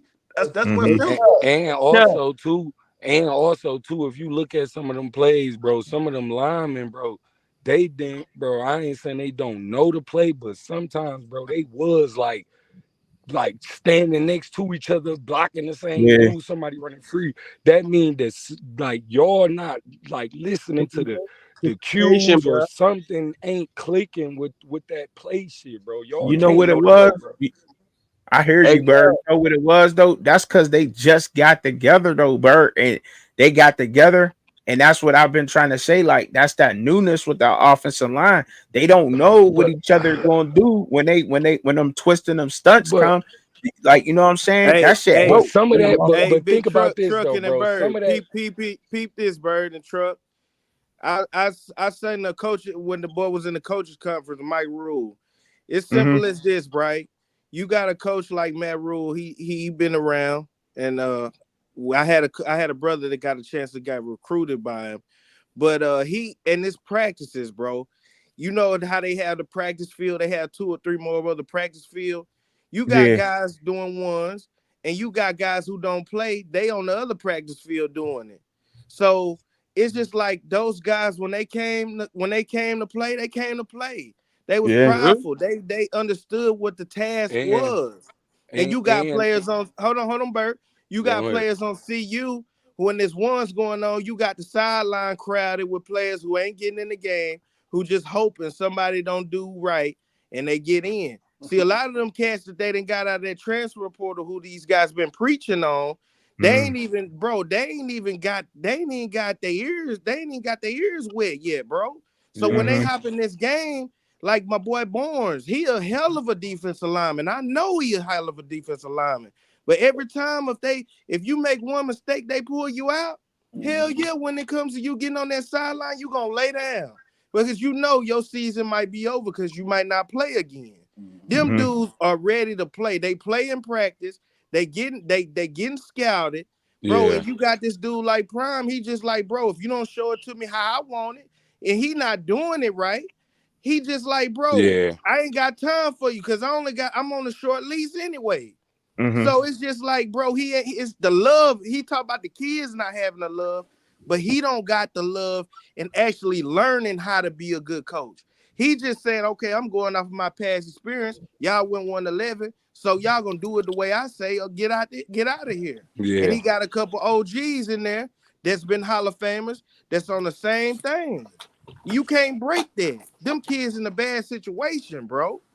Yeah, and at the end of the day, it's about the kids, bro. It's about them. Like, I understand the coaching, and y'all want to, man, bro, make sure that they know what's going on out here, bro. Like we getting a little too far off of the football shit and too much on this just politics shit, bro. Like, you need to make sure your team know they damn plays and cause some ain't clicking, bro. Like, you not focusing on them enough, bro. You just can't be. That shit looking like you not focusing on the team, bro. It look like y'all focusing on 3. Hey, Bird, anytime like, a coach come in the auditorium and say, "Hey, man, we full contact today," over 3 or 4 times, they ain't doing no hitting in practice. And he talking about all that below the shit, knees, man, bro. Man, when we was practicing in high school, bro, we had one foot He hitting every day, bro. He hitting every day. Like, I ain't saying we wasn't giving a fuck about not like tackling all each that other, overly, bro. like, like just leg tackling and like. But if y'all head up and you see y'all need to hit, bro. Fuck all of that, bro. Like, you need to pick somebody, run head up, bro. Y'all need to do that shit, bro. They not getting no play in the game anyway, man. Somebody keep calling me. Who calling me? How they gonna get No, some that's type me. of Hey, Chubb. how they gonna get some What type up, of tension Zion? and fire going, bro? If they ain't even Let's tackling get in you practice. finished. Hold up. That's neck, bro. Go ahead, neck, Oh, bro. hold on, Bone. What up, Zion? I was gonna say, you knew the game was over when Matt Rule got the coin flip, gave them the ball, let them go 3 and out, and just like, all right, watch this. I'm a bully y'all motherfuckers. Stop it. Score. We get the ball back. 3 and out again. Bullying. And I say another thing. That Big 10 versus that Big 12, y'all need to get y'all chicken up, man. You think that difference, bro. That but they shit looking can't. so crazy. Like, see, you can't compete with Nebraska when it comes to NIL, bro. Can't. Hell no, you can tell. You can tell, man. Too long. Like that's it's just your willingness to build that program up, man. Like, was he really trying to build a program here, or was he just trying to? It wasn't. It was no program. It was no program. And I ain't gonna lie, man. Matt Rule with the experience, that shit looked at like experience versus a new cat. Like, that shit is what it looked at like, bro. I ain't gonna lie. Like, I mean, he made that dude look. He made prime little Pee Wee out there. Man. That's what I'm saying, bro. And that Pee Wee shit out had there. me so mad, bro. You say that I've been saying that since last year, but everybody, you hate and No, I'm judging a man off a coach's football ability. His Hall of Fame shit, all that Pro Bowl, Super Bowl, baseball, that shit ain't got nothing to do with you standing on the sideline. You a coach now. With that Northern Illinois coach, whoever the coach that beat the Notre Dame team, like, bro, them boys was like, that's all we saying, bro. It makes sure you got the best players on the field when it's time. When this shit hit the fan, all that politicking, the way you don't like niggas practice, bro, you can't, bro. If he can play or he can't, bro. This ain't Where the fuck is little Quincy league, bro. Wiggins at? Why Quincy Wiggins ain't been on the field yet? League, bro. Man, I seen that bro, too, Truck and Chubby. That kid is he in the well off camera, just trying to get somebody to see him, just so they can say, "Oh, okay, there you go, right there." Because when it comes to that game, bro, they not giving my boy no play, bro. They not giving a lot of them kids no play, and it's sad because they ain't got nothing to lose running 5 wide. The defense got all the time. And I'm gonna be real. Hold on, the defense got all the time in the world to switch out as many players as they can because they stay on the field all night. Yeah, for sure. Because I ain't gonna lie, and the defense it didn't look better because they was like, no, that's because when they finally just got the back broke, they started switching shit out, and you seen the difference when they switched a couple players out, bro. It looked different. It did. Yeah. Like, I mean, I'm sorry, bro, but the players that you had in, that wasn't it, bro. That lineup, you need to change that whole lineup, bro. That ain't it, bro. Jeans have changed. He asked, "Is this a pro Colorado channel or con Colorado?" This is a real Colorado channel. This is the truth, Colorado. This is a real Colorado channel. This is what the What's up, y'all? This is what the super It's fans pro. don't want to admit. Bro, if This is Northern what people. Illinois can beat Notre Dame, bro, I don't want to hear that shit, bro. I mean, this I is just don't, bro. You not doing something right, bro. This is the channel that no football that's not delusional, is not trying to. Yeah, you talking to people who didn't play, bro. Yeah, Like we people might not have on it. played in the No, What I right? noticed, Tell them the NFL or the cold. nigga, See, but we know how this shit's supposed to look, bro. bro. This is And I say this, and I mute up and let my brothers get it, because y'all got a lot of spill going on. We got a lot of flavor going on tonight, bro. I challenge every man on this panel, bro. Even though we keep it real with Coach Prime and give him all the views and all the attention, I challenge everybody to go look at that Northern Illinois coach. I challenge all the panel members to go look at all these black coaches that they got in the NCAA that's actually doing the X and the O's right and coming to play every Saturday, bro. Because we can't forget about, even though it look good, we can't forget about the brothers that actually playing and being successful and making the proper Cause that's why that adjustments coach in was this crying. game, He bro. like, man, y'all niggas, y'all better come look at me, nigga.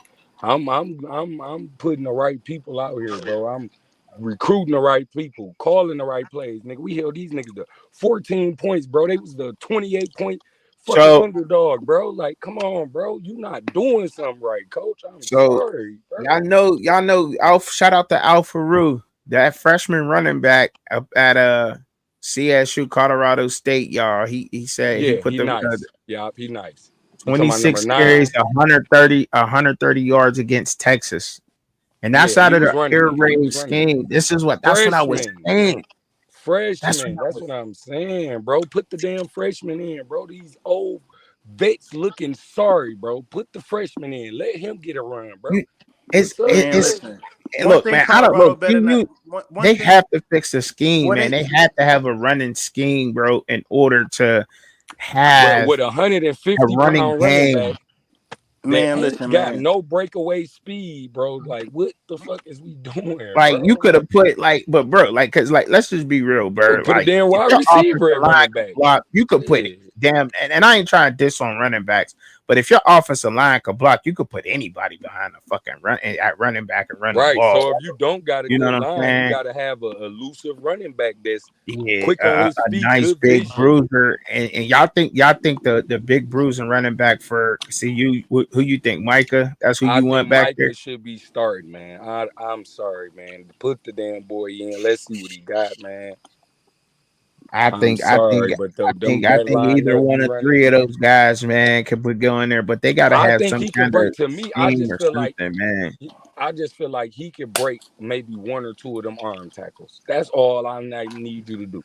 If you But you could break cannot one get or two past at He arm least. said, tackles, bro. You got to "Oh, get at hold least up." to the He line said of he said scrimmage. they beat. He said Colorado beats UCF, Cincy, and maybe Colorado State University. And listen, bro, they in a gauntlet right now, bro. I got their Yeah, schedule. that's what Up. I'm They in a saying. gauntlet. Swear. They are in Hey, a hey, gauntlet. Hey, I Chop. don't mean to come off of mute, bro, but this the shit we talking about. But we ain't gonna get mad at you, bro. Just draw No, the he got it right. draw in the He got Rawhide yeah. Discord and put your money where your mouth is. What is his name? Jenna what? Because on that Jeans and UCF game, Kings, you can get your money, Jeans and bro, if you Kings. believe that.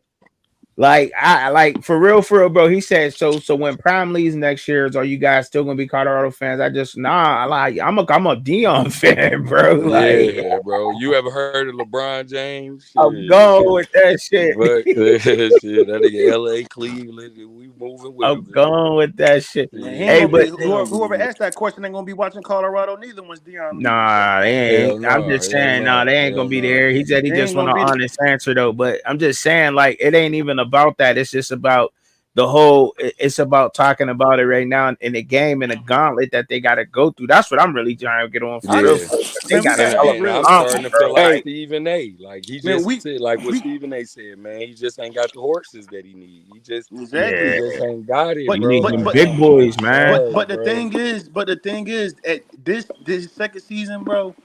About the actual personnel, like we ain't Mm-hmm. talking about the X's and O's right now.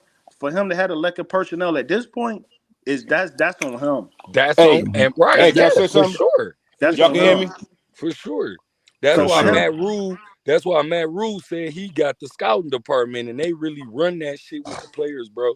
Like some of these Yeah, coaches, bro, you don't need to be worried about the I players. agree, I'm gonna bro. get you to 6'4", 330, nigga. You need to know my So Hey, can I coach ask a 'em, bro. question?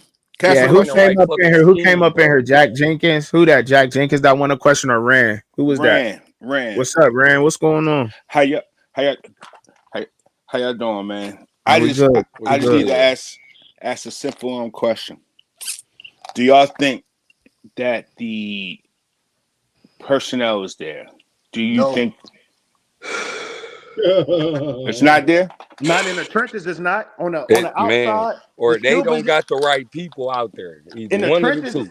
In the trenches is not there. No, period. Whether they playing on the bench, wherever they are, No, do they have them there? he got the I skill. seen that alpha. To I me, seen that alpha. he got the Well, skill, bro. He got the skill position. I feel as though Yeah, even yeah. No, we ain't talking about the skill, bro. He It's the got those. man. Those is there. It's that's what them I'm right. saying. trenches, man. That's what I'm saying. The trenches he had. I don't care what nobody's saying. In my opinion, I'm standing on this hill. When he walked in Colorado meeting room that first day when he told them boys at the portal, he He had the did, trenches. He yeah. had the He trenches They he did. was needed. He there. did. He They had the was trenches there. he needed. And I don't Yeah, care. they It was ain't there. about no 11-1. Oh no, 1 He and ran 11 them record. out. It ain't about none of that. Let me ask y'all a question. Because it You was had two players. quality It Let was me ask y'all a them offensive question. and two defensive players But who what line. was had Rand's like question? What was I'm Rand's question though, y'all? Because like I'm just saying, we got to like I try to said, go one at a time. right? Like I said before, I don't know whose platform it was, right? Like I see a lot of little stuff that has to get fixed, right? A lot of little stuff. Now that's one. Now after the game, it may have looked like one major problem, but it's a bunch of little shit. You know what I'm saying? Yeah, absolutely. Like like to me, and this is just my personal opinion, the right side of the offensive line does not look comfortable. And I think that's only because they have to flip Brown and they got to flip damn, what's his name? The tackle, Oh, 67.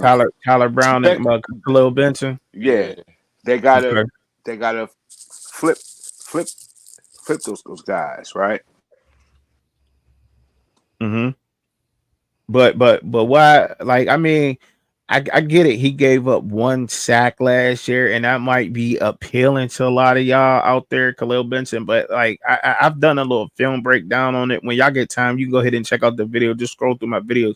He he let up a lot more pressures than that in the Big Ten. It may have been one sack, but a lot more pressures, and he's still struggling with the same thing he was struggling with last year, and that was he could not. He stayed confused, like his the mental aspect of Khalil was not up to par. And I tried to point that out in a nice way. And I ain't drag him on a video or nothing, but I definitely did point that out. Like your intelligence as an offensive lineman is an important asset for you to have, not only with your feet work, your hands, your hand placement, but you also have to have intelligence. And I mean, and that's to recognize twist stunts and so forth. And he struggled with that tremendously last year, letting up a lot of pressures to the point where if y'all look back, Indiana kind of had that little option run thing going on or whatever, you know what I'm saying? And that right side of that line, they moved him inside last year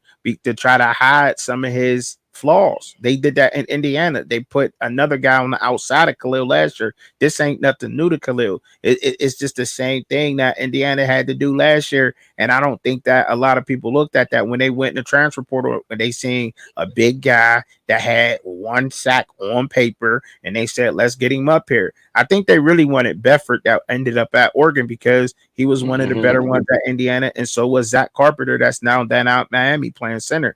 I mean, but Khalil Benson, he's been Khalil Benson. I mean, and then let's just call it what it is. What do you expect when you going to get these offensive linemen from all these different players, mercenaries from programs who aren't winning? They don't come from a winning culture. Yeah. Yeah. You know what I mean? They come from a losing culture, bro. Like, and that has a lot to do with it too. Like when you're looking at Yeah. that, like, whether people want to admit that or not, but that is a huge problem. And he was supposed to be like the leader there, on the offensive line doing all the talking and everything, but he's not leading the right way. Benson's not. If he was supposed to be the most vocal guy, I mean, at least from the little well-off videos that people were showing me clips of and sharing them with me, like he was the loudest one, the supposed to be leader on the offensive line, and he ain't leading, and he's not. And I was like, if he's the best one on that offensive line, and everybody's looking at him to be the best, I knew that offensive line was going to be in trouble. I said that, maybe before the game started, but the only way to fix that, I mean, there's really no fixing, but you can try to improve it. It's just going to take time and more reps, I guess, and they got to get to know each other a little bit better. I mean, I guess they'll get better as the season goes on, the offensive line, because they'll start to know each other a little bit better. Their tendencies, like, okay, I know he's gonna pick them up on this play. Because if you look at a lot of the pressures and the sacks that's been let up this year, when y'all looking at the film, y'all will see exactly that. Like they showing y'all that, whether it was on the replay or whatever, somebody going across somebody's face, they're expecting the center Hank to grab them, or they're expecting Khalil to grab them, or Khalil is expecting this guy to grab this person, and they're not doing that. They're not picking up because they don't know each other. But I like I said, that was going to be a problem, but people kept saying, no, it's not. It is, and it's showing. And it's going to take a little bit more time for them to even get a little bit of chemistry to get the mediocre offensive line. But about time they get there, they're going to be facing a lot of defensive lines and offensive lines in this Big 12 that have been playing against each other and know how to pick up each other's blitzes and weaknesses and whatever else. Ran back up in here now. Yeah, Ran, did you hear me? Yeah, I hear you. All right. Yeah. So that's the answer to the question. Like, you know what I'm saying? Like, that's with that, but I do think Tyler Johnson should be in there. I don't know how Tyler Johnson's not in there when he had a lot of offers from other Power 5 schools, and he was probably one of the better offensive linemen that was in the portal at the time from Houston, right? He from Houston, not Tyler Johnson. I don't know why he's not in there, but do you think that the dude they got from the LSU guy who was Cardell Thomas, I think that's his name? Do you think that eventually he step in? He was the LSU transfer with the FAMU. Now he at Colorado now. You talking about that the right? What position does he play? The receiver? No, he on line. He don't play on the O line. He think he a guard. Tackle. The tackle. Okay. I know he play on the line. The tackle from who? From LSU? Yeah, he from FAMU, man. No, he was highly recruited out of. He went to FAMU. I mean LSU, then transferred to FAMU. Hey, Solid. I'll let you take this one, Solid, because I don't know who the hell he's talking about. Yeah, the problem with the one lineman they just got. Like a couple weeks ago. The problem with them dudes is this right here. They're just not that guy. So you're gonna have a guy who's not that guy try to come sub in for a guy who's not that guy too. I mean, you'll get the same result. But we at the point where, man, you gotta switch that up though. Something. Yeah, I don't know. I mean, the LSU dude, I don't know how good he is. I know he big enough at least. For your first 4 plays to be sacks in a row, bro, you gotta switch something up. I'm sorry, bro. Well, the problem is gotta try to run the ball, man. Terrible, like that's bro, it. Like it's not even running the ball. Like I know I said something stupid and shout out to Law Dog because Law Dog definitely cooked me on it because I was like, you just gotta run the ball and you don't really gotta be effective with the yards, but at this point, like you gotta run the ball to keep the defense honest, just to give them looks like to slow down the pass rush or something. You know what I'm saying? That's So you why can I open said up things for power screen toss. plays and hitting your running back in the flat, and then when you run the ball, even though it's not as effective as you want it to be, if you getting 2 yards of carry, that's cool. I'll take 2-3 yards of carry. That's cool. You know what I'm saying? They need to go I set put up on for what that a 3rd and 6. If I run on first and second down, I got a 3rd and 6. I know I could count on Jimmy Hoare or Travis Hunter or somebody to get me 6 yards. You know what I'm saying?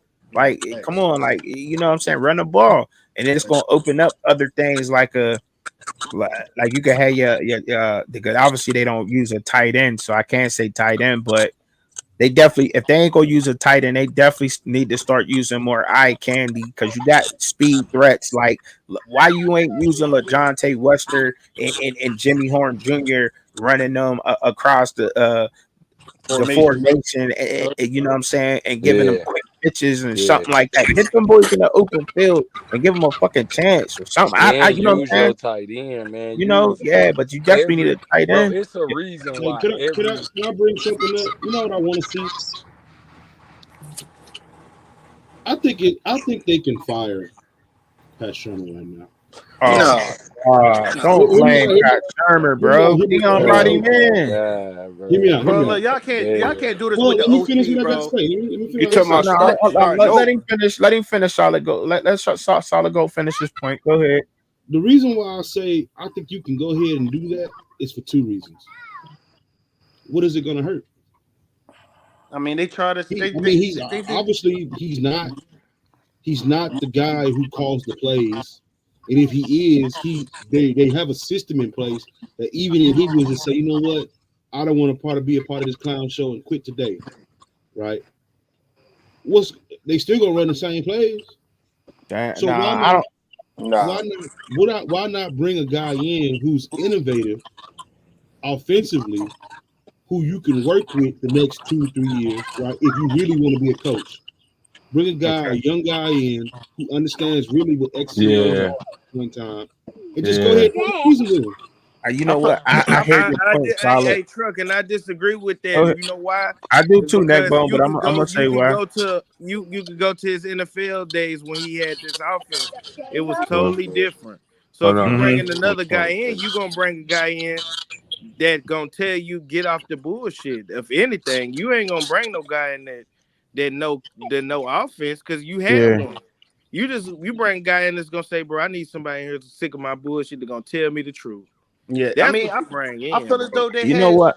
Sean Lewis last year, man. Like they got it. They got Whoa, hell, we're not gonna glaze over that. You would rather Coach Prime have a guy who comes in and says, "Hey, coach, hey man, it is what it is. We're gonna try to do something different," than to bring in a guy who does something completely different. But you can't bring him in now. Yeah, that's what I'm saying, Solid. The whole question was fucked up though, bro. That you asked. You saying fire Pat Shermer when Pat Shermer got more experience than all of them motherfuckers. That does So not why mean would you that even he's fire him good. from begin with?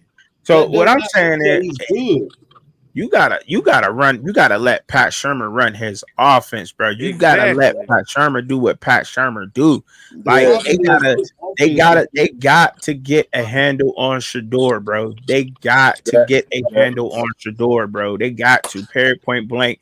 And I don't know how hard that is to do when somebody's dad is there and he's a great talent as he is. I don't know how hard that is to do because I'm not in the locker room, but I can see some of the things that's going on, like his little comment that he said about the offensive line. You can't do that. You can't do that. I don't give a damn because some people with their egos might be like, man, I ain't blocking for this prima donna ass motherfucker no more. Fuck and you. on top of that, You know what I'm saying? they could blame My you for thing holding on. is this: They you could blame better you for hope holding on to Pat the ball too Sherman long. You better have Pat Sherman don't come out on this platform and say, "Man, this dumbass motherfucker been trying to make me run the offense as he is," and expose his ass. Because that's what I would do if I knew I was trying to keep the kids intact. I play along with his dumb game, but when it came to my motherfucking coaching career, I put his ass on blast. Bro, he got me running plays he want me to run. Facts in that bun because I don't think Sean Lewis's offense was bad. You know what I mean? It was just too complicated for them boys to learn. Hell yeah, that motherfucker. I don't care what nobody say. That boy Sean Lewis. And they ran that, and they was running that fast. Y'all really think that Pat Shermer had a career as a coach?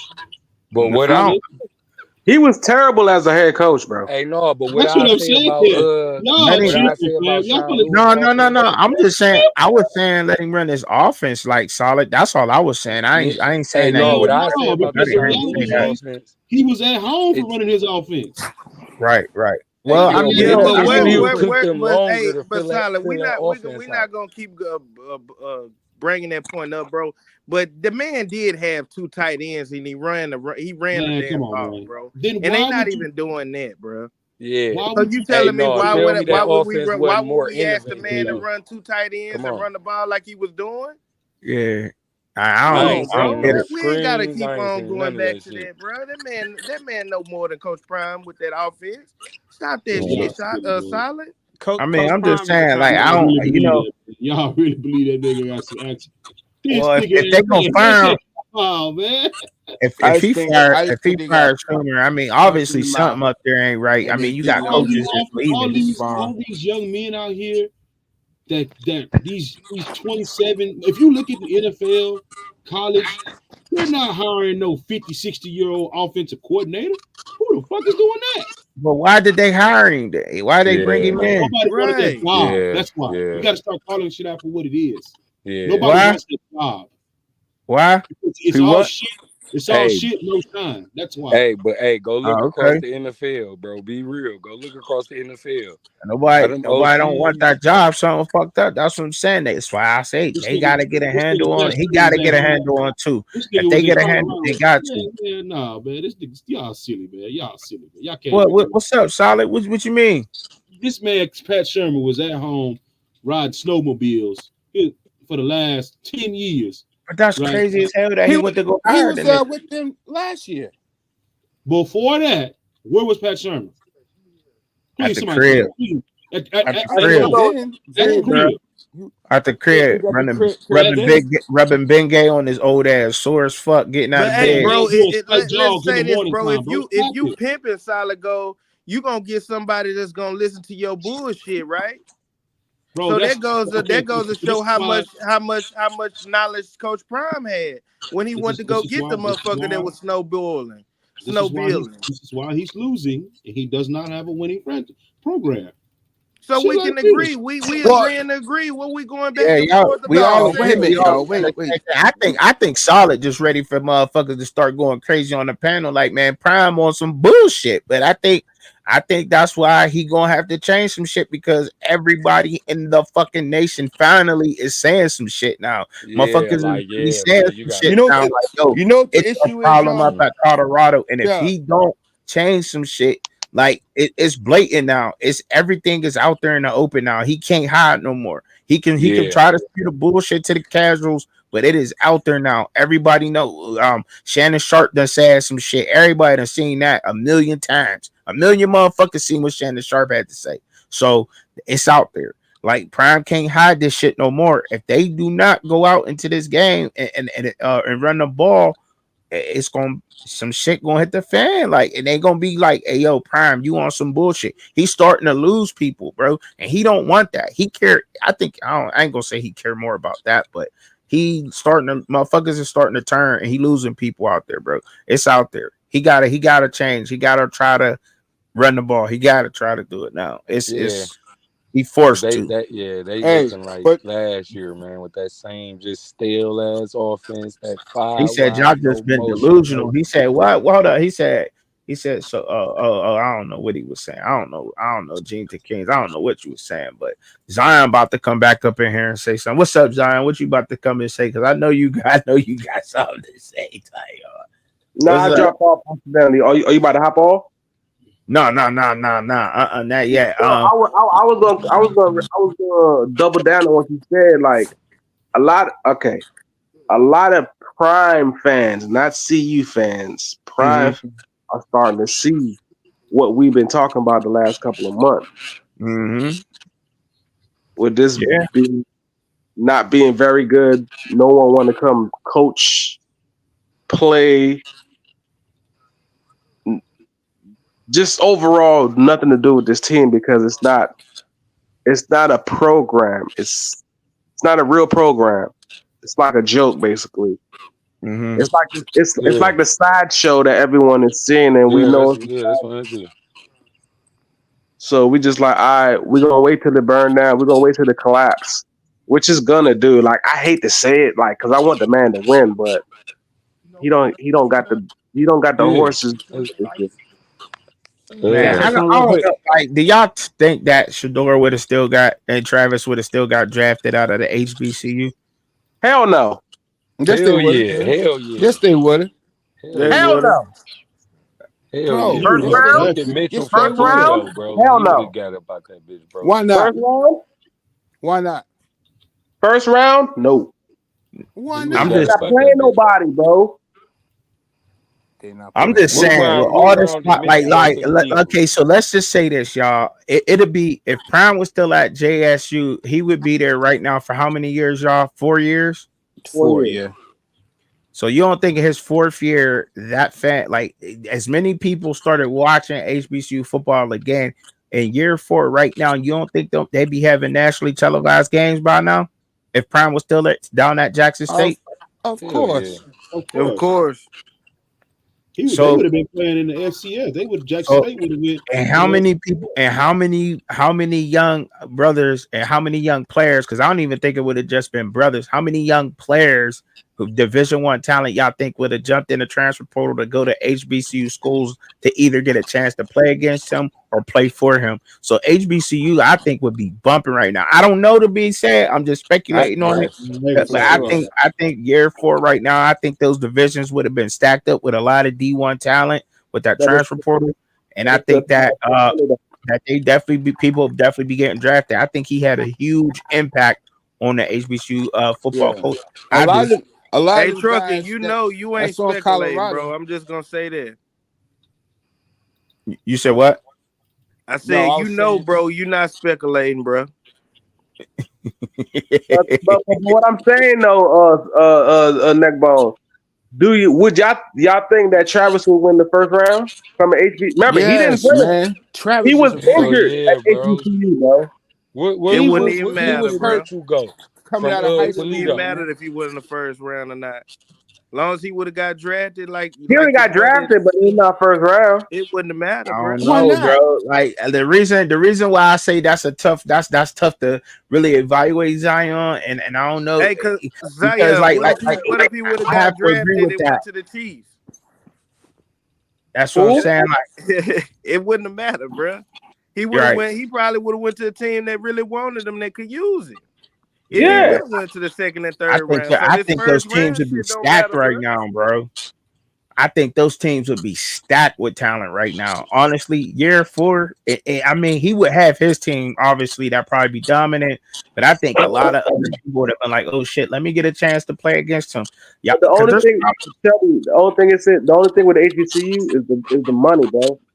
yeah, I get that. I get that though. But I don't know. It's year 4, and I don't know. It don't hurt the dream. You know what I'm saying? I don't know. But year 4 into it, as many people was watching it, as many people was downloading them apps and all kinds of shit. Like Yep. things could have been flipped around and changed by now, man. You know what I'm saying? Like it really could have, bro. It's just crazy how that died, and then it's just like all the shit that you going through up here at Colorado now. Now the motherfuckers starting to turn on you, and I really don't like that because shit. If anybody gonna be holding him accountable, we should be up here holding him accountable for the bullshit he doing. Not them other motherfuckers that's up there trying to this jack the culture of the shit. You know what I'm saying? Mm-hmm. Like, I ain't feeling that. Like you feel me? So if you would have just stayed down and said fuck it, you know what I mean, or even just transfer with the FAMU with the shit, like fuck it, I'm going to FAMU. Like y'all want to play with my money? Let me go to FAMU.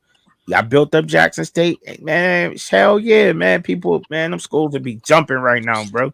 Them schools. Bro, he could have went to CU as a general manager and doubled back and came back to be a head coach in the swag, The bro. general manager. I'm just saying that's what he doing now. He promoting the school, he making millions. He didn't have to put no blemish on his career as a coach. He could have went right back. You know Somebody what I'm saying? said the other day that Prime is a good coach. I ain't gonna say no name. Nah, like I'm just saying, like if he would have stayed down there, he'd have had it. That motherfucker would have been he'd have been I don't know, bro. He probably would have been like Martin Luther right now, some shit. I don't know. Already. Martin I'm Luther just Prime. saying, you feel me? Like if he'd have stayed down there, I don't know, but that should have been it'd have been a beautiful thing. And But now he about to he really left see the how this shit HBCU is. for a reason though, because of the money. That's what I'm saying, but because they was playing with him, but he could have said, "Fuck it, I'm going to FAMU. I'll build up FAMU." Or fuck anywhere he went, he was gonna build that shit up. And And you got motherfuckers money problems start now watching. too. Yeah. They got problems now. Fam, you Both got of them. money problems right now That's, too. Yep. well, Yep. that's what I'm saying. Like, yeah, because he ain't down there, but he ain't in that shit. If he was I'll No. be there, honest with you. At them HBCUs like that, them them head of deans, they making like 600, 700K a year, right? The head football coach probably making like 200 grand a year. That's about it. And to be making 200K as a head football coach in college, that's unacceptable. You got some high school coaches making more than that. You probably ain't Well, could at, never. at the end of the day, Prime make millions off himself. And just like we say every day, we got our own shit. We could have built our own shit, and he would have been a major contributor in building it, but he didn't want to Mm-hmm. build it, bro. No, So you Yeah. but can't he go to left. the white So his, folks so stuff his coach, and then but he and left. feel like, oh, we didn't have it because he the motherfucker that had it. If you But the he Mm-hmm. boss, left man, you because he got to pay wanted the his. cost. You know what I'm No, saying? because You can't okay, so complain here, when it get hard and go back to the white Neckbone, folks shit but that's Neckbone, he already left because built and established. he wanted his coaches to get paid, bro. I They Man, feel wanted that. he But, gotta make he bruh, gotta make moves for them to bruh, get these paid, bro. niggas is rich. That's what Bro, He the he boss. was doing. bro, anything he touched, bro, is But selling they like wasn't hot but they cake, wasn't bro. making that money like they are in CU at Jackson, bro. But that's Some of all I'm y'all get saying what I'm is, saying. bro, He had to look, make revenues. He make revenues for Shador to get 11 this million a year. motherfucker, this He month just had to do in what he the had to 2 year, do. how long was he at Jackson Neckbone? He was there for 2 years, 3 years. 2.5. 2.5 years. This motherfucker got a whole what like auditorium room built for the football team, brand new locker room, Yeah. Locker room. brand new practice The facility, money selling definitely out would have every came fucking day. trucking. So just imagine in 4 years, Zion, what he could have done. So okay, Four so y'all years. think that in one season they Why is he generated supposed to be? 118 million like they did? No, he had to let Even go if it up. wasn't He had to go 118, it could have level been up. a couple of minutes. Sometimes you gotta stay Man, there to listen, man. build them up. That He's was not just the saying that, economy bro. around the way. That was just the economy down the way. That's not including everybody else that would have been jumping on the cultures down. Like they knew. Like you think Rick George didn't see what the fuck that he was doing? You think? Do you Mm-hmm. honestly believe that Rick George did not see this? This. Let's just keep it a buck. Y'all want to keep it a buck? You think that Rick George ain't gonna see that black man down there? Like, damn, look at all that fucking money that fucking Jackson, Mississippi, one of the poorest states in the fucking United States, is making off of one man. You think he ain't see that? And it's like, I want to bring that up to Colorado.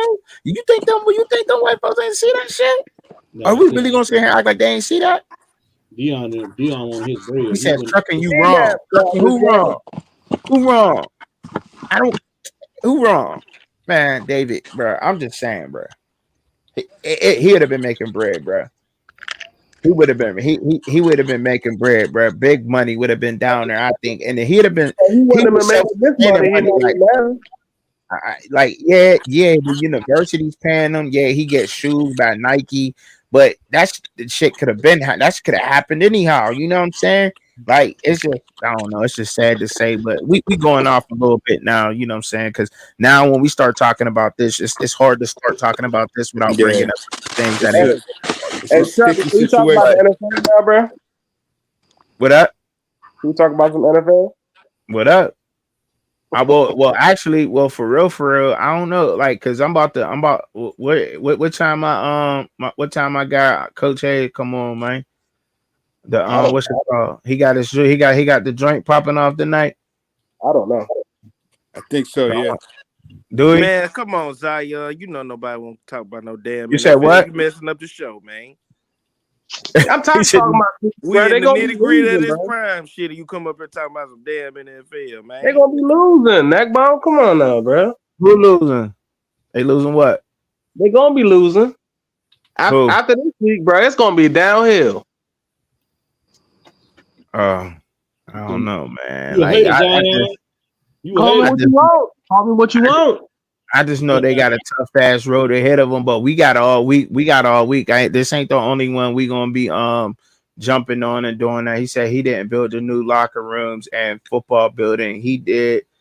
He The did do practice, the practice he field. practiced with Okay. money, his own money. Okay. Okay. Oh, I mean, I'm just saying. I don't know what he built down there. I'm just saying, like, I just know a whole bunch of shit was coming that way, and I know that.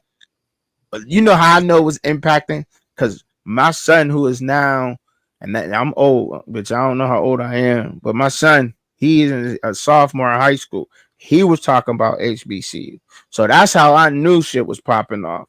When he started coming, when he came home and was like, "Dad, I'm looking at going to like Prairie View or something. I want to play against Dion. I'm like, huh? I'm like, what's up? And that's crazy to me. When it came to me and my shit, I'm like, oh yeah, see, that's and his friends talking about that when you and he go to a prep school. So that's so and they're getting scouted by Division 1, and them boys is talking about like that. That's different, bro. And that's just a couple years ago, but he in high school now. But you know what I'm saying? But when they was back in middle school, when they talking about that, that's different, bro. When you got middle school students, kids talking about going, bro, he had a huge impact on that, bro. And 2 more years there, I think that it would have changed up. But we got all week to talk Colorado and the CSU, man. This ain't the only time we gonna have the panels, man. Y'all already know it. So I know we be back every other day. I think Raw gonna have one tomorrow though, man. Shit, I appreciate everybody for stopping through though, man. And y'all make sure that y'all hit that like button and hit that share button when y'all come through, man. Cause we gonna drop another one. What's today? Tuesday. So Thursday. All right, solid. Hey, I appreciate you, bro. Already, big dog. All right, neck bone. Appreciate everybody up out there, man. That was good convo, man. I like having them conversations, but that's when it start leading to other things, you know. Peace. Thanks, James and Kings. See y'all later, man. Have a good one.